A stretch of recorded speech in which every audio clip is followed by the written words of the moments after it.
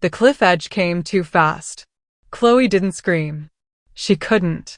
The iron collar around her throat had stolen that small mercy hours ago when they dragged her from the holding cell, when the metal had seared into her skin and silenced the wolf inside her until all that remained was the girl, broken, bleeding, and utterly alone. The Cliffs of Mourning rose behind her now, ancient stone kissed by centuries of wind and stained with the ghosts of those who came before. Traitors, they called them. The accused. The condemned. Every wolf in the Northern Territories knew the ritual. You were brought here when your crimes were too great for trial, too dangerous for mercy. The moon herself would judge you. If she found you worthy, she would catch you in her light and grant you a swift, painless death. If she found you guilty, you would fall into the ravine below, where jagged rocks and bitter cold water waited to claim what was left. No one ever survived the Cliffs of Mourning. No one was meant to. Chloe stood at the edge, wrists bound with silver-threaded rope that burned like liquid fire against her skin. The wind howled around her, whipping her dark hair across her face, catching the torn fabric of her dress and pulling at it like the hands of the dead reaching up from below. The sky above was a bruised purple, storm clouds rolling in fast from the east, blotting out the stars one by one. Thunder rumbled in the distance, a low growl that matched the rage building in her chest, the rage she couldn't voice, couldn't release, couldn't even let show on her face. Behind her, the pack gathered in silence. Her pack. The wolves she'd grown up with. The children she'd played with. The elders who'd taught her the old songs.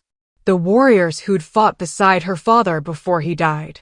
They stood in a half-circle on the plateau, faces shadowed by torchlight, eyes reflecting nothing but cold judgment and something worse, fear. They were afraid of her. Afraid of what she might be. Afraid of what the council had whispered in their ears for weeks while she rotted in that cell with no food, no water, no answers. Treason. The word tasted like ash. She hadn't committed treason. She hadn't done anything except exist. Except be born with a mark she didn't ask for, a bloodline she didn't understand, and a power that terrified everyone who sensed it lurking beneath her skin. The silver flame. That's what the old healer had called it the night Chloe's wolf had tried to emerge for the first time. Not the golden glow of a normal shift, not the amber warmth of pack magic. Silver. Cold and bright and wrong. The council had declared her an abomination before she'd even fully transformed. And now they were throwing her off a cliff for it. Elder Thorne stepped forward, his face carved from granite, his ceremonial robes billowing in the wind. He held a scroll in his gnarled hands, the parchment yellowed with age, the words written in the old tongue. He didn't look at her as he began to read. No one looked at her. That was part of the ritual too. The condemned were already dead, already erased. To meet their eyes would be to acknowledge their humanity, and that was a mercy the Cliffs of Mourning did not allow. His voice carried over the wind, flat and emotionless. By the law of the moon and the will of the pack, the accused stands charged with treason against the Northern Territories. She has been found guilty of possessing forbidden magic, of carrying the mark of the fallen ones, and of threatening the peace our ancestors bled to protect. The moon will judge her now.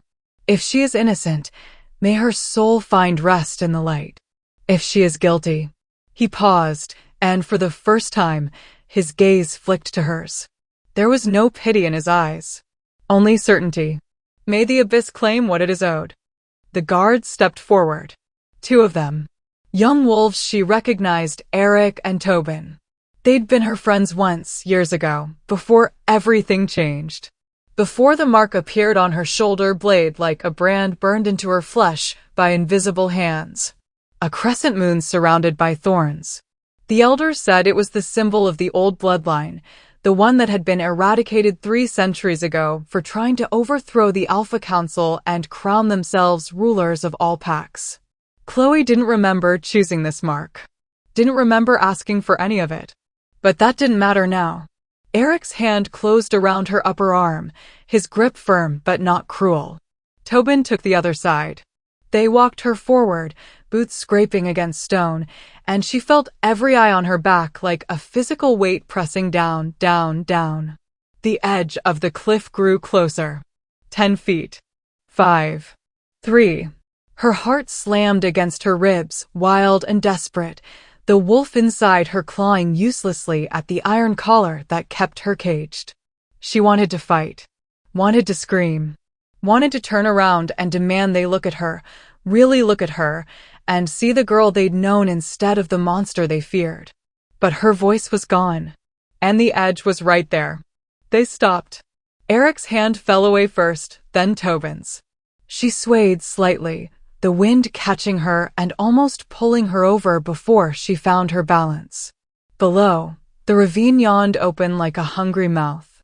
She could hear the river far below, a violent rush of water over stone, echoing up through the darkness. The fall was at least 200 feet. Maybe more. The rocks at the bottom were sharp enough to see even from here, black and slick with spray, waiting. Elder Thorne's voice cut through the roar of the wind. "Do you have any last words, Chloe Ashford?" She almost laughed. What good were last words when no one would hear them? When the caller had already stolen her voice and the pack had already decided her guilt. But then, somehow, the words came anyway. Broken and rasping, barely more than a whisper, but real. "I didn't do it." Silence. No one moved. No one spoke. Elder Thorne's expression didn't change. "The moon has heard you," he said, and it sounded like a eulogy. "Now she will decide." He nodded. And they pushed. Chloe's stomach lurched as the ground disappeared beneath her feet. The world tilted violently, sky and stone switching places in a sickening blur of motion. The wind screamed in her ears, tearing at her clothes, her hair, her skin. She fell and fell and fell, the cliff face rushing past her in jagged streaks of gray and black, and for one horrible, crystalline moment, she realized she was going to die. Not from the fall. Not from the rocks. But from the betrayal. Her pack had watched her fall and done nothing. The impact came faster than she expected. Her body slammed into an outcropping of stone halfway down, and something inside her cracked ribs, maybe, or her shoulder. Pain exploded through her chest, white-hot and blinding, stealing what little breath she had left. She bounced off the rock and kept falling, tumbling now, limbs flailing uselessly as she tried and failed to catch herself on anything, everything, nothing. The river was closer now. She could see the spray, feel the cold mist rising up to meet her. And then, she hit. The water swallowed her whole, brutal and freezing, driving the last of the air from her lungs. The current seized her immediately, dragging her under, spinning her like a rag doll caught in a storm. She couldn't tell which way was up. Couldn't see. Couldn't breathe. The silver rope around her wrists tangled in the rocks below, jerking her to a stop so violent she felt her shoulder dislocate with a sickening pop. She was drowning. The wolf inside her thrashed weakly, but the collar held. The iron burned against her throat, a constant, agonizing reminder that she was trapped. Powerless. Human. Dying. The edges of her vision went dark. The cold seeped into her bones, numbing her fingers, her toes, her racing heart. The pain began to fade, replaced by a strange, distant calm. This was it. This was how it ended. Not in glory. Not in justice. Just alone. Broken. Forgotten. The moon had judged her. And she had been found wanting. But then, warmth. A sudden, impossible warmth against her skin. Not from the water. Not from her own fading body heat. From outside. From above. Strong hands gripped her shoulders, pulling her up, up through the water. The rope around her wrists snapped like thread. The iron collar around her throat loosened, just barely, just enough for her to gasp in a single, desperate breath of air as her head broke the surface. She choked, coughing up river water, her body convulsing with the effort. The hands holding her didn't let go. They were steady. unyielding, real. A voice cut through the roar of the water, low and rough, laced with something that sounded almost like fury. Breathe. Just breathe. She tried. Oh, how she tried.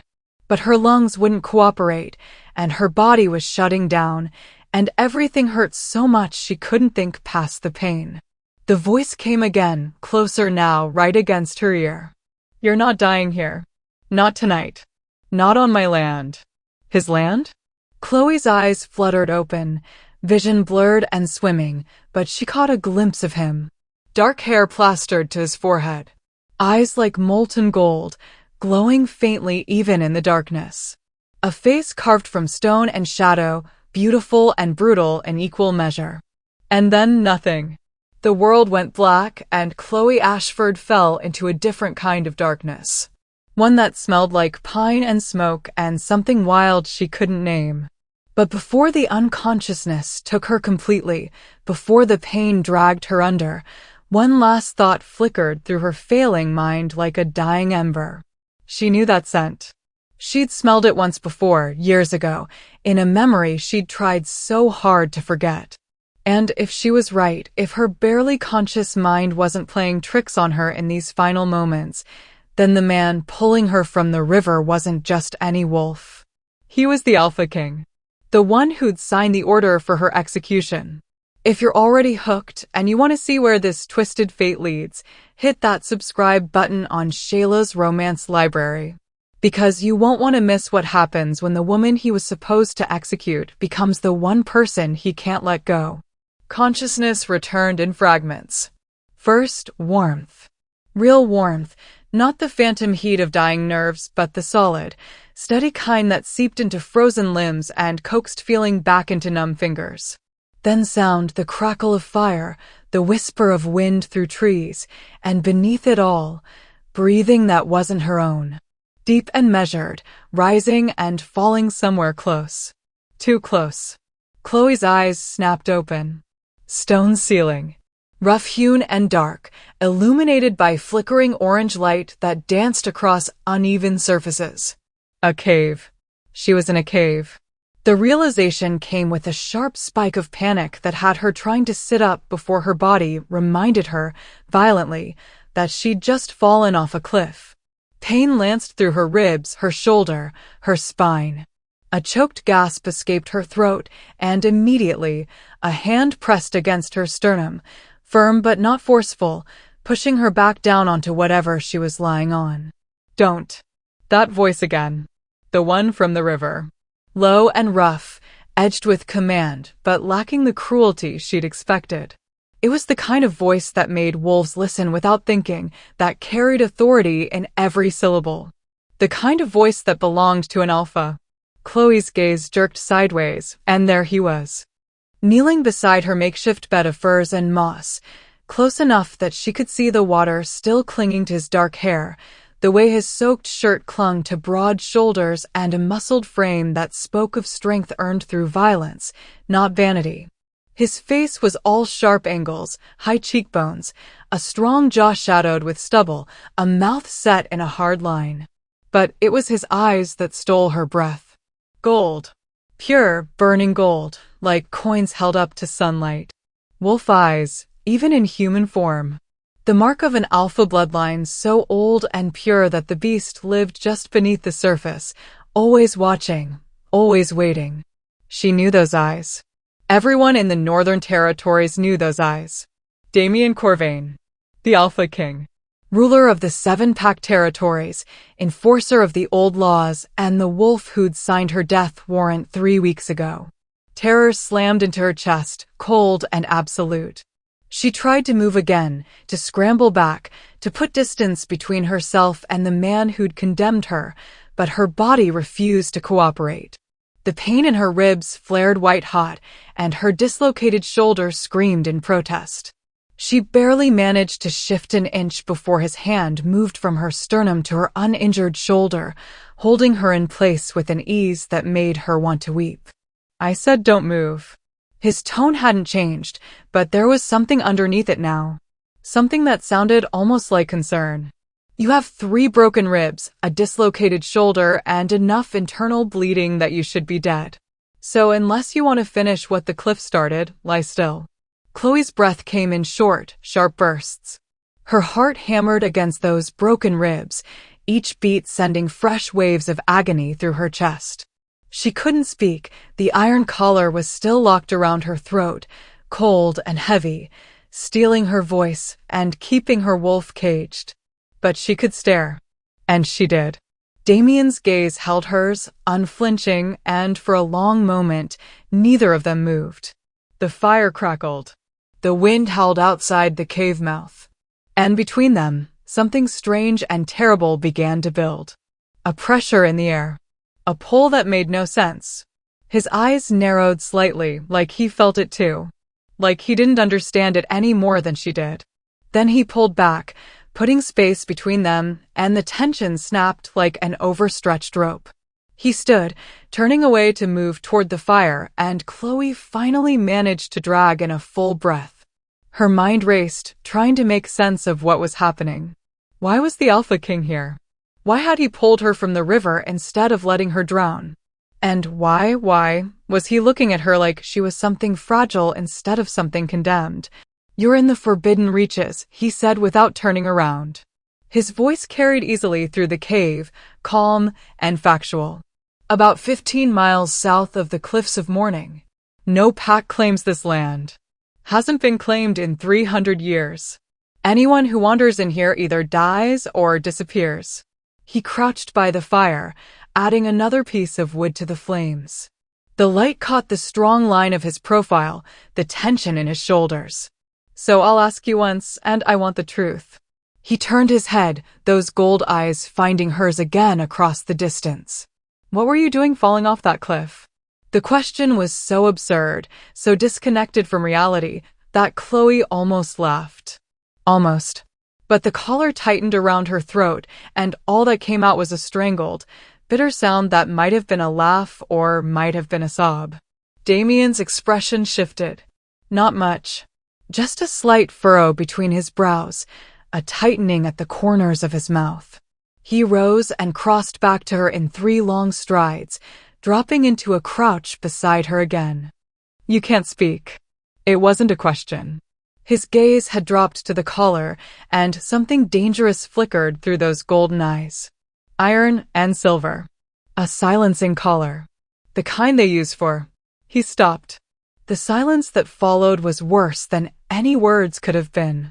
Chloe watched realization dawn across his face like sunrise breaking over a battlefield. Watched the exact moment he understood what the collar meant, what her presence at the Cliffs of Mourning meant, what her fall meant. His jaw clenched. His hands curled into fists against his thighs. "They threw you," he said, and his voice had gone very, very quiet. The kind of quiet that preceded storms. "The Northern Pack threw you off the Cliffs of Mourning." She couldn't nod, couldn't confirm. But she didn't need to. The truth was written in every bruise on her skin, every break in her bones, every desperate gasp of air she dragged past the iron choking her. Damien's gaze lifted to hers again, and this time there was something raw in it. Something that looked almost like guilt. "Your name," he said. "I need your name." Chloe's throat worked uselessly against the collar. No sound came out. Frustration burned through her, hot and helpless, and she squeezed her eyes shut against the sting of tears she refused to let fall. A warm hand touched her cheek. Gentle. Impossibly gentle for a man who ruled through strength and fear. "Open your eyes." She did. Damien was closer now, close enough that she could see flecks of amber in the gold of his irises, close enough that his breath ghosted across her skin. "I'm going to remove the collar," he said. "It's going to hurt. But I need to hear your voice. I need to know who you are." Who she was. As if that mattered.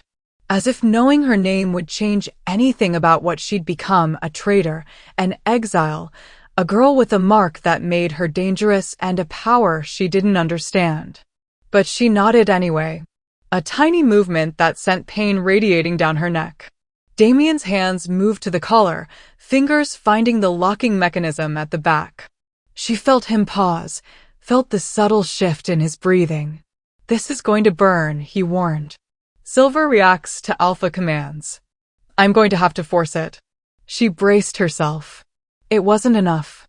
The collar resisted his touch at first, the silver-threaded iron recognizing a threat, recognizing power that didn't belong to the pack that had locked it in place. Damien's eyes flared brighter, full wolf gold, and his voice dropped into something that was no longer entirely human. Release. The command rolled through the cave like thunder, layered with alpha authority, with the weight of a bloodline that had ruled the territories for 5 generations. The collar shuddered against Chloe's throat, the metal heating, burning, searing into her already raw skin as it fought the order. She couldn't scream, couldn't breathe. The pain was everything, white and absolute, consuming her from the inside out. And then, click, the collar fell away. Chloe gasped, the sound ragged and broken, and suddenly she could feel it, the wolf inside her, still weak, still caged by injury and exhaustion, but there, real, alive. Breathe, Damien said again, and his hands were on her shoulders now, steadying her as her body tried to remember how to function without iron pressing against her throat. Slow. In and out. You're safe. Safe. The word was a lie. She wasn't safe. Would never be safe. Not with the mark on her shoulder blade. Not with the council hunting her. Not with the Alpha King of the realm crouched beside her, staring at her like she was a puzzle he couldn't solve. But she breathed anyway. In and out. In and out. Until the burning in her throat faded to a dull, manageable ache. Until she could finally open her mouth and force out the words he'd asked for. Chloe. Her voice came out as barely more than a whisper, rough and broken. Chloe Ashford. Something shifted in Damien's expression. Recognition, maybe. Or worse, confirmation. He sat back on his heels, putting distance between them again, and dragged a hand through his wet hair. Ashford. He repeated the name like he was testing its weight. The Northern Pack. Charged with treason against the territories for carrying the mark of the fallen bloodline. His gaze found hers, steady and searching. That's you. It wasn't a question. Chloe's hands curled into the furs beneath her, fingers digging into the soft material. Every instinct screamed at her to run, to hide, to disappear before he realized what he'd done, before he understood that he'd saved the very person he'd been ordered to execute. But she couldn't run, could barely breathe. So she did the only thing she could. She told the truth. Yes. The word hung in the air between them, heavy with everything it meant. Confession. Condemnation. The end of whatever fragile mercy had kept her alive this long. Damien stared at her for a long, terrible moment. Then he did something Chloe never expected. He smiled. It wasn't a kind smile. Wasn't warm or reassuring. It was the smile of a wolf who'd just realized he was standing in the middle of a trap, and the only way out was through. Perfect, he said, and the word dripped with dark irony. I just pulled a condemned traitor out of the river in forbidden lands, against every law I'm sworn to uphold, and now she's bleeding out in my cave. He stood, pacing toward the cave mouth, then back again. The firelight caught the tension in his frame, the barely contained energy that marked him as something dangerous. Something not entirely in control. Do you know who I am? He asked, not looking at her. Yes. Do you know what I'm supposed to do with you? Her throat tightened. Yes. Then you know this is a problem. He finally turned, and the look in his eyes made her breath catch. It wasn't anger. Wasn't disgust. It was something far more complicated. Something that looked almost like conflict. Because the law says you're a traitor. The council demanded your execution. And I signed the order myself 2 weeks ago. Chloe's blood went cold. He'd signed it. The Alpha King had personally condemned her to death, and now he was standing in front of her, having just saved her life, looking like he wanted to tear the world apart with his bare hands. So why didn't you let me drown? The question came out before she could stop it, raw and accusing. Damien's jaw worked. He stared at her for a long moment, and she saw something flicker through his expression, something he couldn't quite hide. I don't know, he said finally, and the admission sounded like it cost him. I was tracking rogues through the reaches when I heard you hit the water. By the time I reached the river, you were already drowning, and he stopped, shaking his head. I should have let you go. Should have walked away. But I couldn't. The words settled between them like stones. The mate bond doesn't lie, he said quietly, and Chloe's heart stopped. And I felt it the second I touched you. No, that wasn't possible. The mate bond was sacred, rare, a gift from the moon herself. It didn't just appear. Didn't just snap into place between a condemned traitor and the king who'd signed her death warrant. But even as denial screamed through her mind, her body knew the truth. That pull she'd felt when he touched her. That strange, terrible pressure in the air. The bond. No, she whispered. Yes. Damien's voice was flat. Final. Which means the moon has a cruel sense of humor. Because you're my mate, Chloe Ashford. And I'm the one who condemned you to die. The cave felt smaller suddenly. The walls closer. The air thinner. Chloe stared at the Alpha King, at Damien, and tried to make sense of words that shouldn't exist together in the same sentence. Mate. Condemned. Moon. Die. They swirled through her mind like debris caught in a storm, refusing to settle into anything resembling coherence. That's not possible. Her voice came out steadier than she felt, but just barely. The mate bond doesn't work that way. It can't. Can't what? Damien turned back to face her, and the firelight caught the tension in every line of his body. Can't bind a king to a traitor? Can't make a mockery of every law I've spent 5 years upholding. He laughed, but there was no humor in it. Tell that to the moon. Because she clearly didn't get the message. Chloe's fingers pressed against the furs beneath her, grounding herself in something real, something solid. Her ribs throbbed with each breath. Her shoulder burned. And underneath it all, beneath the pain and the fear and the impossible reality of what he'd just said, something else stirred. Recognition. The wolf inside her, still weak and caged by injury, had lifted its head. Had caught a scent it knew, a presence it wanted, a pull that transcended reason or logic or the iron collar that had spent weeks convincing her she was nothing. No. She pushed the feeling down, buried it deep. The bond was a lie. Had to be a lie.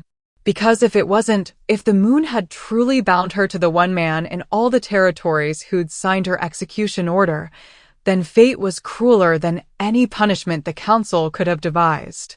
You don't know me. The words came out sharp, defensive. You don't know anything about me except what the council told you. And whatever you think you feel, it's not real. It can't be real. Damien's eyes narrowed. I know your name. I know your pack. I know the charges against you. He moved closer, each step deliberate, controlled. And I know what I felt when I pulled you from that river. That was real, Chloe. Whether we wanted to be or not. Stop. She held up a hand, the gesture weak but desperate. Just stop. You're the Alpha King. You have a responsibility to your territories, to the council, to the laws that keep the packs from tearing each other apart. What you're describing would destroy all of that. I know. The simplicity of his answer hit harder than any elaborate explanation could have. He knew. Understood exactly what the bond meant, what it would cost, and he was standing here anyway, looking at her like she was a problem he couldn't solve and didn't know if he wanted to. Silence stretched between them, broken only by the crackle of the fire and the wind howling through the trees outside. Chloe's mind raced backward, grasping for memories that might explain how she'd ended up here, broken and bleeding in a cave with a mate bond she couldn't accept and a king who shouldn't want her. The mark. Everything had started with the mark. She'd been 16 when it appeared. One morning she'd woken up with her shoulder blade burning, and by nightfall, the crescent moon surrounded by thorns had branded itself into her skin like it had always been there, waiting. Her mother had seen it first. had gone pale as snow, then red with fury, then pale again. Within an hour, the healers had been called. Within a day, the elders had gathered. Within a week, Chloe's entire life had been dismantled. The mark of the fallen ones. That's what Elder Thorn had called it, his voice heavy with the weight of old fears and older laws. The symbol of the bloodline that had tried to overthrow the Alpha Council 300 years ago, the family that had believed themselves chosen by the moon to rule all wolfkind, the power-hungry fools who'd nearly torn the territories apart in civil war. They'd been eradicated. Every last one. Hunted down and executed, their names struck from the records, their legacy reduced to cautionary tales told to children who asked too many questions about the old ways. Except they hadn't all died. Someone had survived. Had hidden. Had passed down the bloodline in secret through generations of wolves who'd learned to keep their heads down and their marks hidden. Until Chloe. They said I was dangerous. Her voice came out quieter now, the fight draining from her as memory pulled her under. Said the mark meant I carried the old magic. The silver flame. They said if I ever learned to control it, I'd be strong enough to challenge the council. Strong enough to start another war. Damien had gone very still. And did you? Learn to control it. Chloe's laugh was bitter. I'm lying here with broken ribs and a dislocated shoulder after being thrown off a cliff. Does it look like I learned to control anything? That's not an answer. She met his eyes, and something in his expression made her chest tighten. He wasn't asking as the Alpha King demanding information from a prisoner. He was asking as something else. Something more personal. No, she said finally. I didn't learn to control it. I barely even felt it. Sometimes, when I tried to shift, I'd see silver instead of gold. Feel cold instead of heat. But it never manifested as anything more than that. The elders didn't care. They said the potential was enough. That I was a threat whether I could access the power or not. So they locked you up. For 3 weeks. The words tasted like ash. No trial. No evidence. Just fear dressed up as justice. They brought witnesses who swore they'd seen me practicing forbidden magic in the woods. Swore they'd heard me speaking to shadows, calling on the old gods, plotting to overthrow the council. She shook her head, and the movement sent pain lancing through her neck. All lies. But it didn't matter. The mark was proof enough. Damien's jaw clenched. And when the council brought your case to me, you signed the order. Chloe finished the sentence for him, and there was no accusation in her voice now. Just exhaustion. You did what any Alpha King would do. What you had to do. The law says wolves with the fallen mark can't be allowed to live. You were just following protocol. That doesn't make it right. No, she held his gaze. But it makes it legal. And in the territories, that's all that matters. The silence that followed felt heavier somehow. Weighted with things neither of them wanted to say. Outside, the storm was growing louder, thunder rolling across the sky like the footsteps of gods. Rain began to fall, a steady drumbeat against stone. Damien moved back to the fire, crouching beside it, shoulders tense. Tell me about your family. The request caught her off guard. What? Your family. Your pack. Tell me who you were before all this. Chloe didn't understand why he was asking. Didn't understand what difference it made. But something in his voice, something that sounded almost like he genuinely wanted to know, made her answer anyway. My father was Marcus Ashford. He died when I was 12. Border Patrol. Rogue attack. The words came automatically, worn smooth by repetition. My mother raised me alone after that. She worked in the kitchens, kept her head down, never caused trouble. I had friends. A normal life. I was training to be a healer before the mark appeared. A healer, Damien repeated, and something shifted in his expression. Not a warrior. No, Chloe's hands curled into fists against the furs. I wanted to help people. Wanted to learn the old remedies, the herb lore, the way to coax broken bones back together and fevers down. I was good at it too. The head healer said I had a gift for sensing what was wrong, for knowing instinctively what treatment would work. She paused, throat tight with the memory of what she'd lost. After the mark appeared, they wouldn't let me near the healing ward anymore. Said I'd contaminate the medicines, corrupt the sick. They burned every remedy I'd ever made and forbade anyone from speaking my name. Her voice dropped to barely above a whisper. My own mother stopped looking at me, stopped touching me. She'd leave food outside my door like I was already a ghost. Damien's head turned slightly, not quite looking at her but not looking away either. The night before they took me to the cliffs, she came to my cell. Chloe's eyes burned, but she refused to let the tears fall. I thought maybe she'd come to say goodbye, to tell me she believed in me, to give me something, anything, to hold on to. What did she say? She said I should have been born dead, that the moon had made a mistake letting me live, that my father would be ashamed of what I'd become. The words came out flat, emotionless, because if she let herself feel them, they'd destroy her. Then she walked away, and I never saw her again. The fire crackled. The rain fell, and somewhere in the space between them, Chloe felt something shift. A subtle change in the air, in the way Damien held himself. When he finally spoke, his voice was rough. My father told me something similar once. Chloe's breath caught. The Alpha King didn't share personal history, didn't reveal weakness or pain or anything that might make him seem less than the untouchable figure who ruled the territories with an iron fist. But he was telling her anyway. I was 18, Damien continued, still staring into the flames. Fresh off my first real victory in combat. I'd taken down a rogue alpha who'd been terrorizing the Eastern Territories for months. Brought his head back as proof. Expected pride. Expected recognition. He paused, and Chloe watched the tension ripple through his shoulders. My father looked at me and said I'd done it wrong. Said I should have made the kill slower. Should have made an example that would haunt the rogues for generations. He said compassion was a weakness, that mercy would get me killed. Damien's hands flexed against his thighs. He said if I couldn't learn to rule with fear, I'd never be fit to wear the crown. What did you do? I became exactly what he wanted. The admission was quiet, heavy.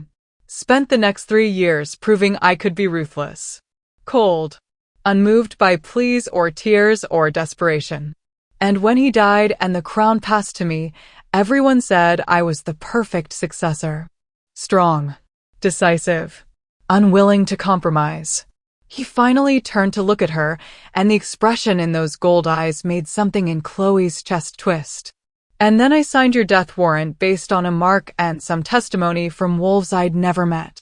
Didn't question it. Didn't investigate. Just followed the law and told myself it was justice. His voice dropped.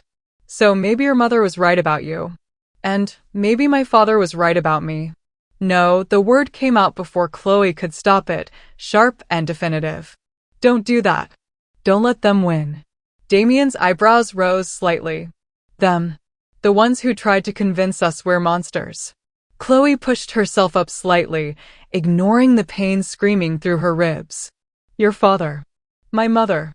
The council. Everyone who ever looked at us and decided we were too dangerous, too powerful, too different to deserve basic dignity. Her breathing was ragged, but she didn't stop. They wanted us to believe them, to internalize it, to become the very thing they feared. But we don't have to. We can choose differently. Can we? Damien's gaze held hers, intense and searching. Because from where I'm standing, you're a condemned traitor, and I'm the king who condemned you. We're literally living proof that they were right to fear us. Or we're proof that the system is broken. Chloe's voice strengthened despite the pain. That laws built on fear and prejudice don't protect anyone. They just create more victims.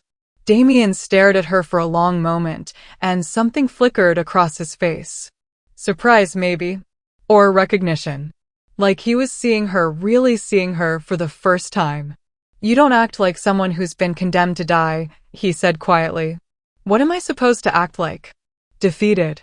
Broken. Grateful I saved you. Chloe's chin lifted. I am grateful. But I'm also angry. At the pack that threw me away. At the council that judged me without trial. At the moon for giving me a mark I didn't ask for and a mate I can't afford to have. She held his gaze. And I'm angry at you. For signing that order. For not asking questions.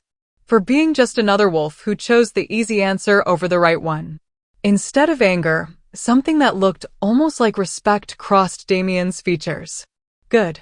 Good. Yes. He moved closer, and this time when he crouched beside her, the distance between them felt deliberate.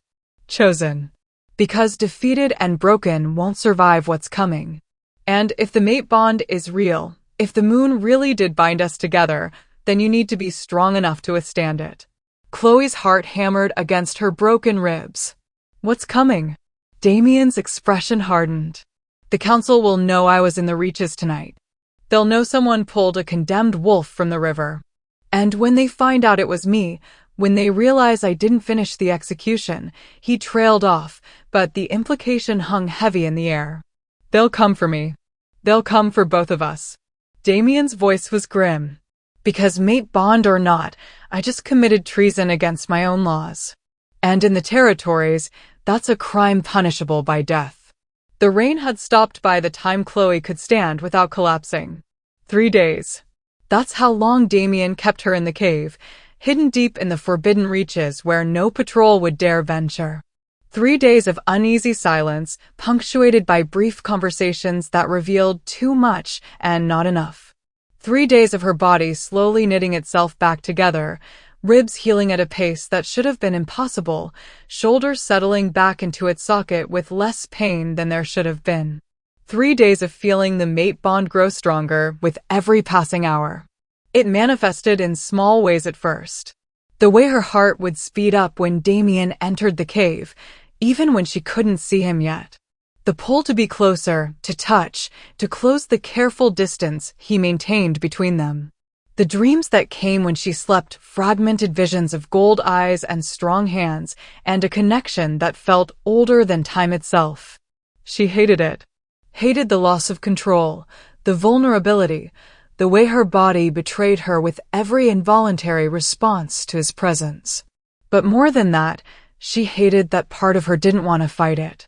Part of her wanted to lean into the bond, to accept what the moon had given her, to stop questioning and just feel. That part terrified her most of all. Now, as dawn light filtered through the cave mouth, painting everything in shades of gray and gold, Damien stood near the entrance with his arms crossed, studying the forest beyond with an intensity that spoke of decisions being made. "We can't stay here," he said without turning around. "The council will send scouts soon. Maybe already has. We need to move deeper into the reaches." Chloe tested her weight on her feet, relieved when the pain was manageable. "Bearable. You said no one survives the reaches. That wolves who wander in here die or disappear." "Yes. So we're trading one death for another." "No," Damien finally turned, and his expression was unreadable. "We're going somewhere the council won't follow. Somewhere even I shouldn't know about." He paused, something flickering through his eyes. "Somewhere your ancestors used to hide." The words hit like a physical blow. What? The fallen bloodline didn't just disappear after the purge 300 years ago. Damien moved toward her, each step measured. Some survived. Went underground. Created sanctuaries in places the council deemed too dangerous to patrol. The reaches are one of those places. Chloe's mind raced. "How do you know this?" "Because my grandfather told me." Damien's voice was quiet. "Right before he died, he called me to his chambers and showed me records that were supposed to have been destroyed. Maps, journals, evidence that the fallen bloodline wasn't eradicated, just driven into hiding. He said one day, someone with the mark would return. And when they did, the territories would have to make a choice." "What choice?" Damien's gaze held hers. Whether to fear them or follow them. The implication settled over Chloe like a weight. "Your grandfather believed the prophecy. He believed something was coming. Whether it's prophecy or just old wolf superstition, I don't know." Damien ran a hand through his hair, a gesture that made him seem suddenly younger. more uncertain. But he made me promise that if I ever encountered someone with the mark, I'd at least give them a chance to prove they weren't the monster the council claimed. And here I am. Chloe's voice came out flat. Your chance to keep that promise. How convenient. Convenient isn't the word I'd use. Damien's jaw tightened. You're my mate and a condemned traitor. You represent everything that could destroy my rule and everything I'm apparently bound to protect. There's nothing convenient about any of this. He was right. And that made it worse somehow. So, what's in the deeper reaches? Chloe asked, steering the conversation back to something concrete. Something that didn't involve feelings she couldn't afford to examine. A temple. Damien moved to gather supplies, dried meat, water skins, the cloak he'd used to keep her warm. Or what's left of one. It was built by your ancestors before the purge. My grandfather's records said it was a place of power, where the bloodline performed rituals, connected with the moon. He paused. Where they claimed their gifts. Chloe's hand moved unconsciously to her shoulder blade, to the mark hidden beneath the borrowed shirt Damien had given her. You think going there will do something? I think if we're going to survive what's coming, you need to understand what that mark means. What power it's supposed to give you. Damien's eyes met hers across the cave. Because right now, you're defenseless. And I can't protect you forever. The admission hung between them, honest and brutal and laced with a concern he wasn't quite managing to hide. I don't need you to protect me, Chloe said, but the words lacked conviction. She was still weak. Still healing. Still utterly dependent on the mercy of a king who'd condemned her. Yes, Damien said softly. You do. They left the cave an hour later, moving through forest so dense and old that sunlight barely penetrated the canopy. The trees here were massive, ancient pines and oaks with trunks wide as houses, their roots breaking through the earth like the bones of sleeping giants. The air smelled of moss and decay and something else. Something wild and untamed that made Chloe's wolf stir uneasily. Damien moved through the terrain with the confidence of someone who'd done this before, despite claiming the reaches were forbidden. He navigated fallen logs and hidden streams without hesitation, occasionally pausing to check their surroundings before pressing forward. Chloe followed, her body protesting the exertion, but managing to keep pace. The bond hummed between them, a constant awareness of his presence that she couldn't shake. She could feel his tension, his alertness, the way his instincts tracked every sound and movement in the forest. How much further? She asked after what felt like hours. Another mile. Maybe 2. Damien didn't slow his pace. The temple is hidden near the heart of the reaches, protected by natural barriers that kept even the council's hunters out during the purge. What kind of barriers? The kind that kill trespassers who don't carry the old blood. Chloe's steps faltered. And you're sure I'll be safe? Damien glanced back at her, and something in his expression softened just slightly. The mark chose you. The blood runs through you whether you've claimed it or not. You'll be safe. What about you? The question seemed to surprise him. His eyes held hers for a moment too long, and in that space, Chloe saw something she didn't expect. Vulnerability. Uncertainty. The admission that he didn't actually know if the barriers would recognize him as safe or see him as a threat. We'll find out, he said finally, and turned back to the path. The forest began to change as they walked. The trees grew even larger, their bark silver white instead of dark brown. The underbrush thinned, replaced by moss that glowed faintly in the shadows, pulsing with a light that had no natural source. The temperature dropped, but it wasn't uncomfortable, more like stepping into a different season entirely. And then Chloe felt it. A pull, deep and instinctive, like a rope tied around her ribs, tugging her forward. The mark on her shoulder blade began to burn, not painfully, but with a heat that spread through her chest and down her spine. Damien. Her voice came out breathless. Something's happening. He was beside her in an instant, his hand on her arm, steadying her. What do you feel? The mark. It's warm. And there's something pulling me forward. Damien's expression shifted into something between concern and anticipation. The temple is recognizing you, calling you home. Home. The word felt wrong and right in equal measure. This wasn't her home. She'd never been here before. But something in her blood, something ancient and buried, responded to this place like a key sliding into a lock. They kept walking, and with each step, the pull grew stronger. The burning in her mark intensified until it felt like the crescent moon and thorns were being carved fresh into her skin. Chloe gasped, stumbling, and Damien caught her before she could fall. "I've got you," he murmured, and the rumble of his voice against her ear sent an entirely different kind of heat through her body. The mate bond flared, responding to proximity and touch, trying to soothe the pain with connection. "Don't." Chloe pulled back, even though every instinct screamed at her to lean in. The bond makes it worse. Makes everything more complicated.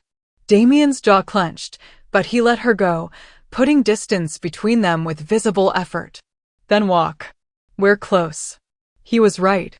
They broke through the last line of trees and into a clearing that shouldn't exist.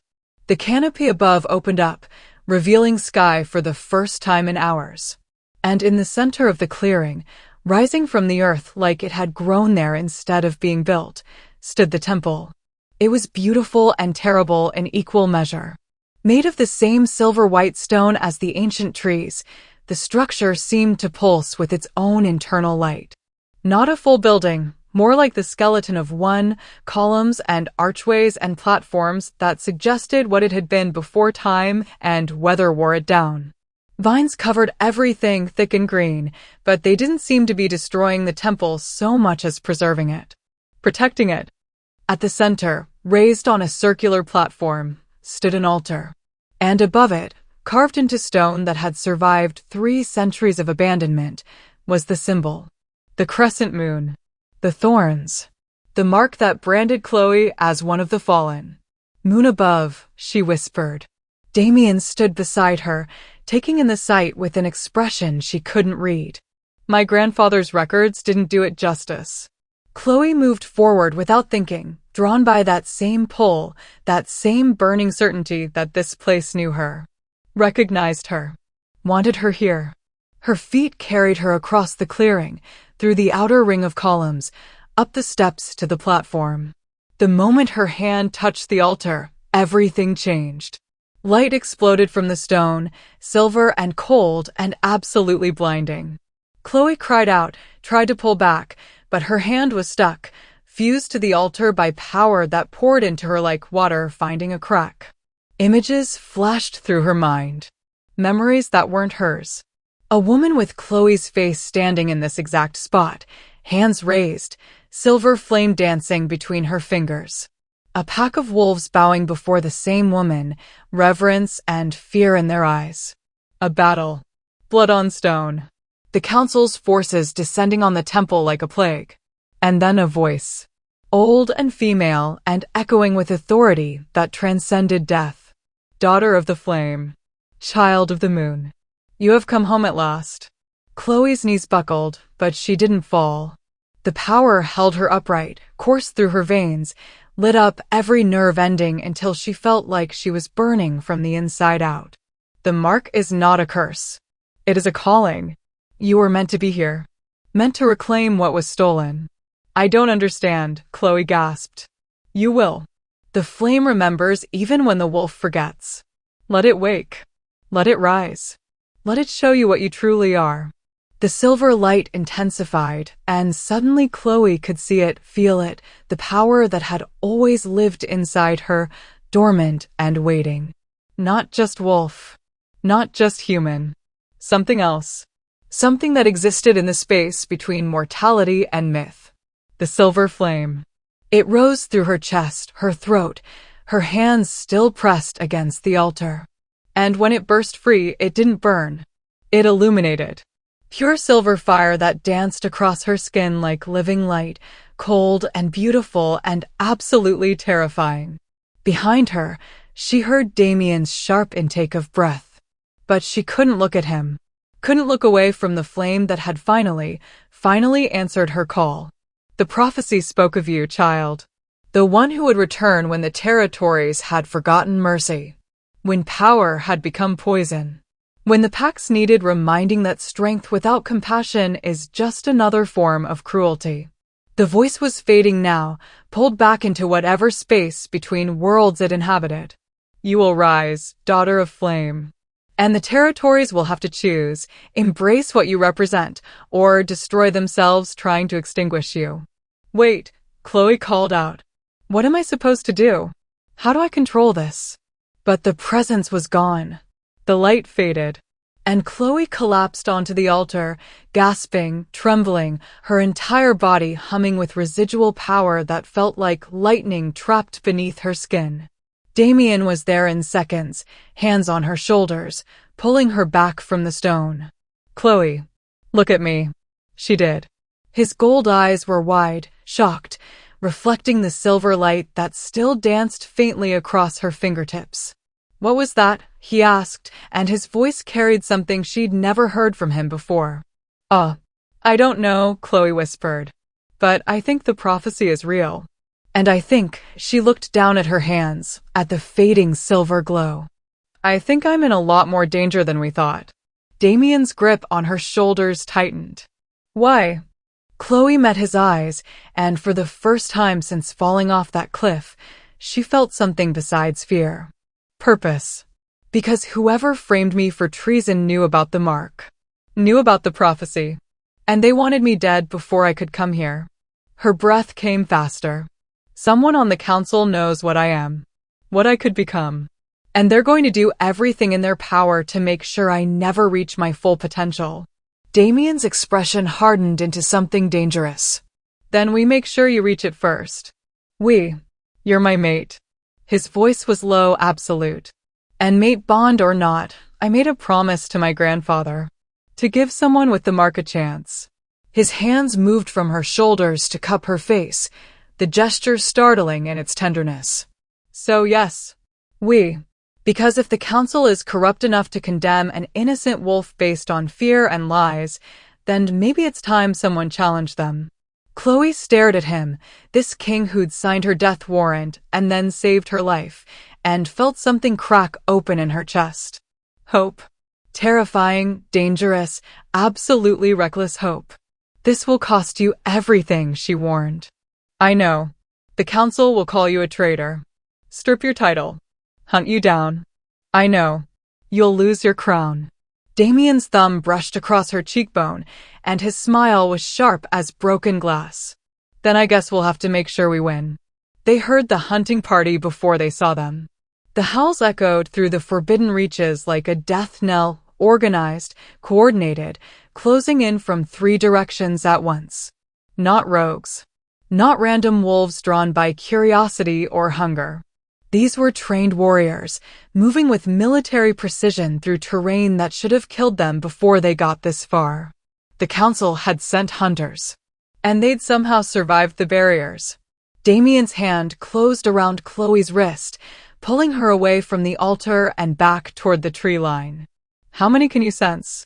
Chloe closed her eyes, reaching for the awareness that had bloomed inside her after touching the altar.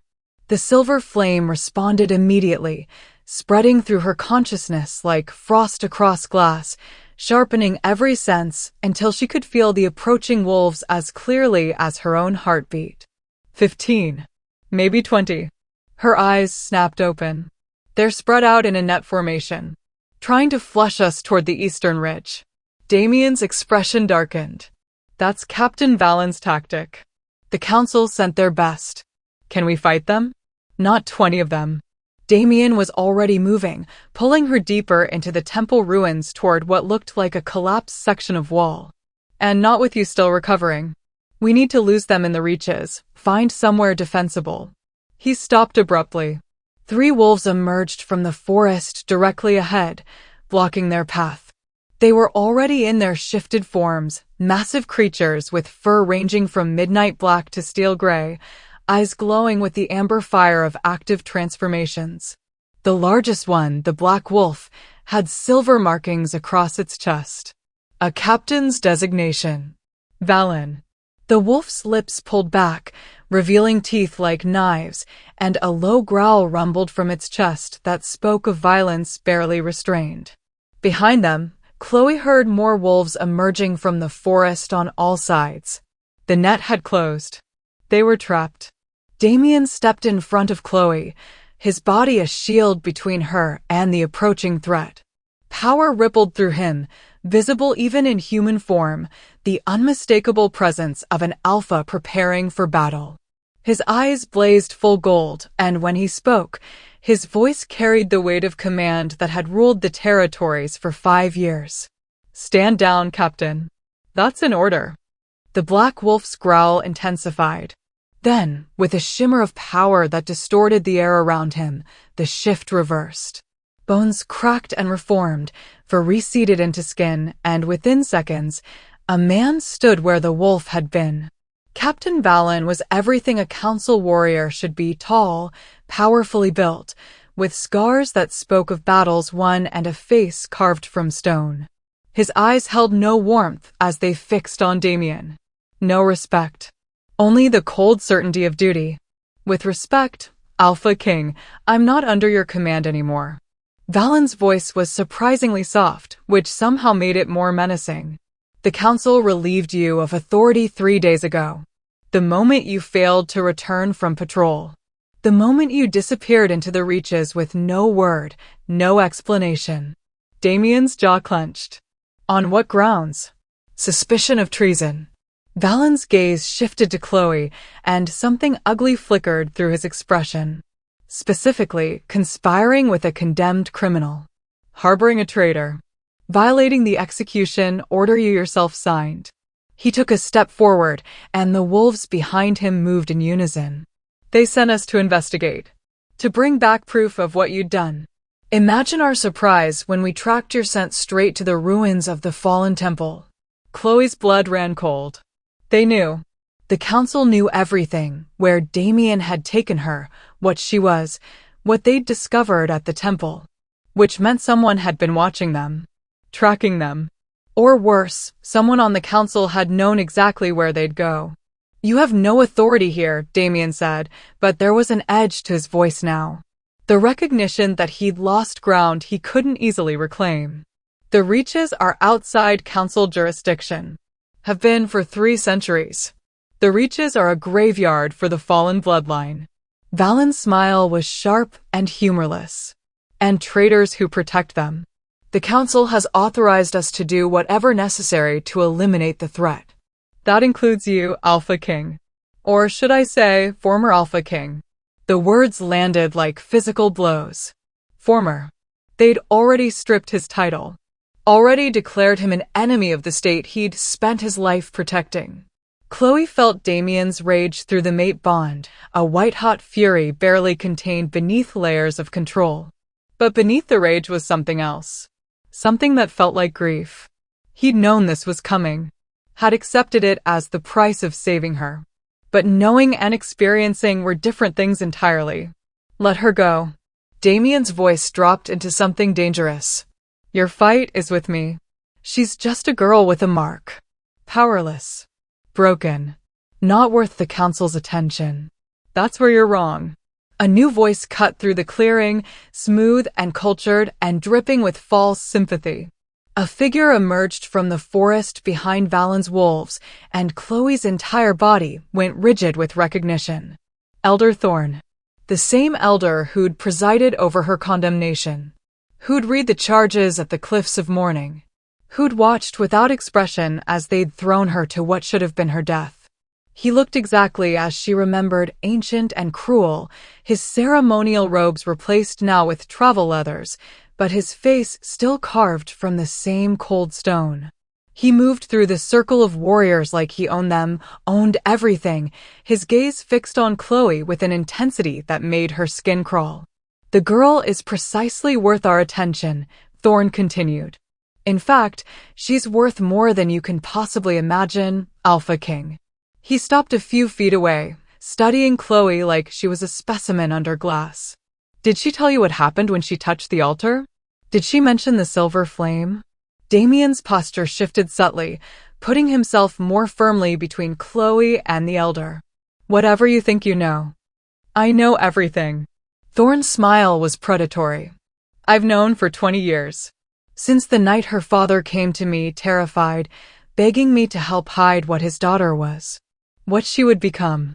His eyes glittered with something that looked like satisfaction. Marcus Ashford was a fool. He actually thought I'd help protect the last living heir to the fallen bloodline. That I'd risk everything to save a child who represented the greatest threat to council authority in 3 centuries. Chloe's world tilted. My father came to you? Oh, yes. Thorne moved closer, and Valen's wolf shifted to flank him, creating a wall of fur and teeth. The mark appeared when you were 6 years old. Did you know that? Your parents hid it for a decade, used magic and herbs to suppress it, to keep it dormant. But your father knew it would eventually resurface. Knew you'd eventually become what your bloodline demanded. Tears burned Chloe's eyes, but she refused to let them fall. He died trying to protect me. He died because I arranged it. Thorne's voice held no remorse. A rogue attack. Tragic. Unavoidable. It removed one obstacle and ensured your mother would be too broken to continue hiding you. I've been watching you ever since, Chloe Ashford. Waiting for the mark to return. Waiting for you to lead me here. The realization crashed over Chloe like ice water. You set me up. The treason charges. The witnesses. All of it. All of it. Thorne nodded. I needed you condemned. Needed you thrown from the cliffs, so you'd do exactly what your bloodline has always done when faced with death, a run to the reaches. Seek the temple. Awaken the flame. His smile widened. And now, thanks to your cooperation, I know the barriers can be crossed. The temple can be accessed. And the power your ancestors hoarded can finally be claimed. Damien's voice was lethal. You're trying to steal the fallen magic. Not steal. Liberate. Thorne's expression turned almost philosophical. Your grandfather filled your head with romantic notions of prophecy and destiny. But the truth is simpler. The fallen bloodline discovered how to channel the moon's power directly. How to become more than wolf, more than human. They became something approaching divine. And they wanted to keep that power for themselves. He gestured to the altar behind them, still faintly glowing with residual silver light. The council has maintained order for 3 centuries through strength and fear. But strength fades. Fear loses its edge. What I need, is true power. The kind that makes wolves bow not because they're afraid, but because they have no choice. His gaze fixed on Chloe. The kind you just absorbed when you touched that altar. I don't have power, Chloe said, but even she could hear the lie in her words.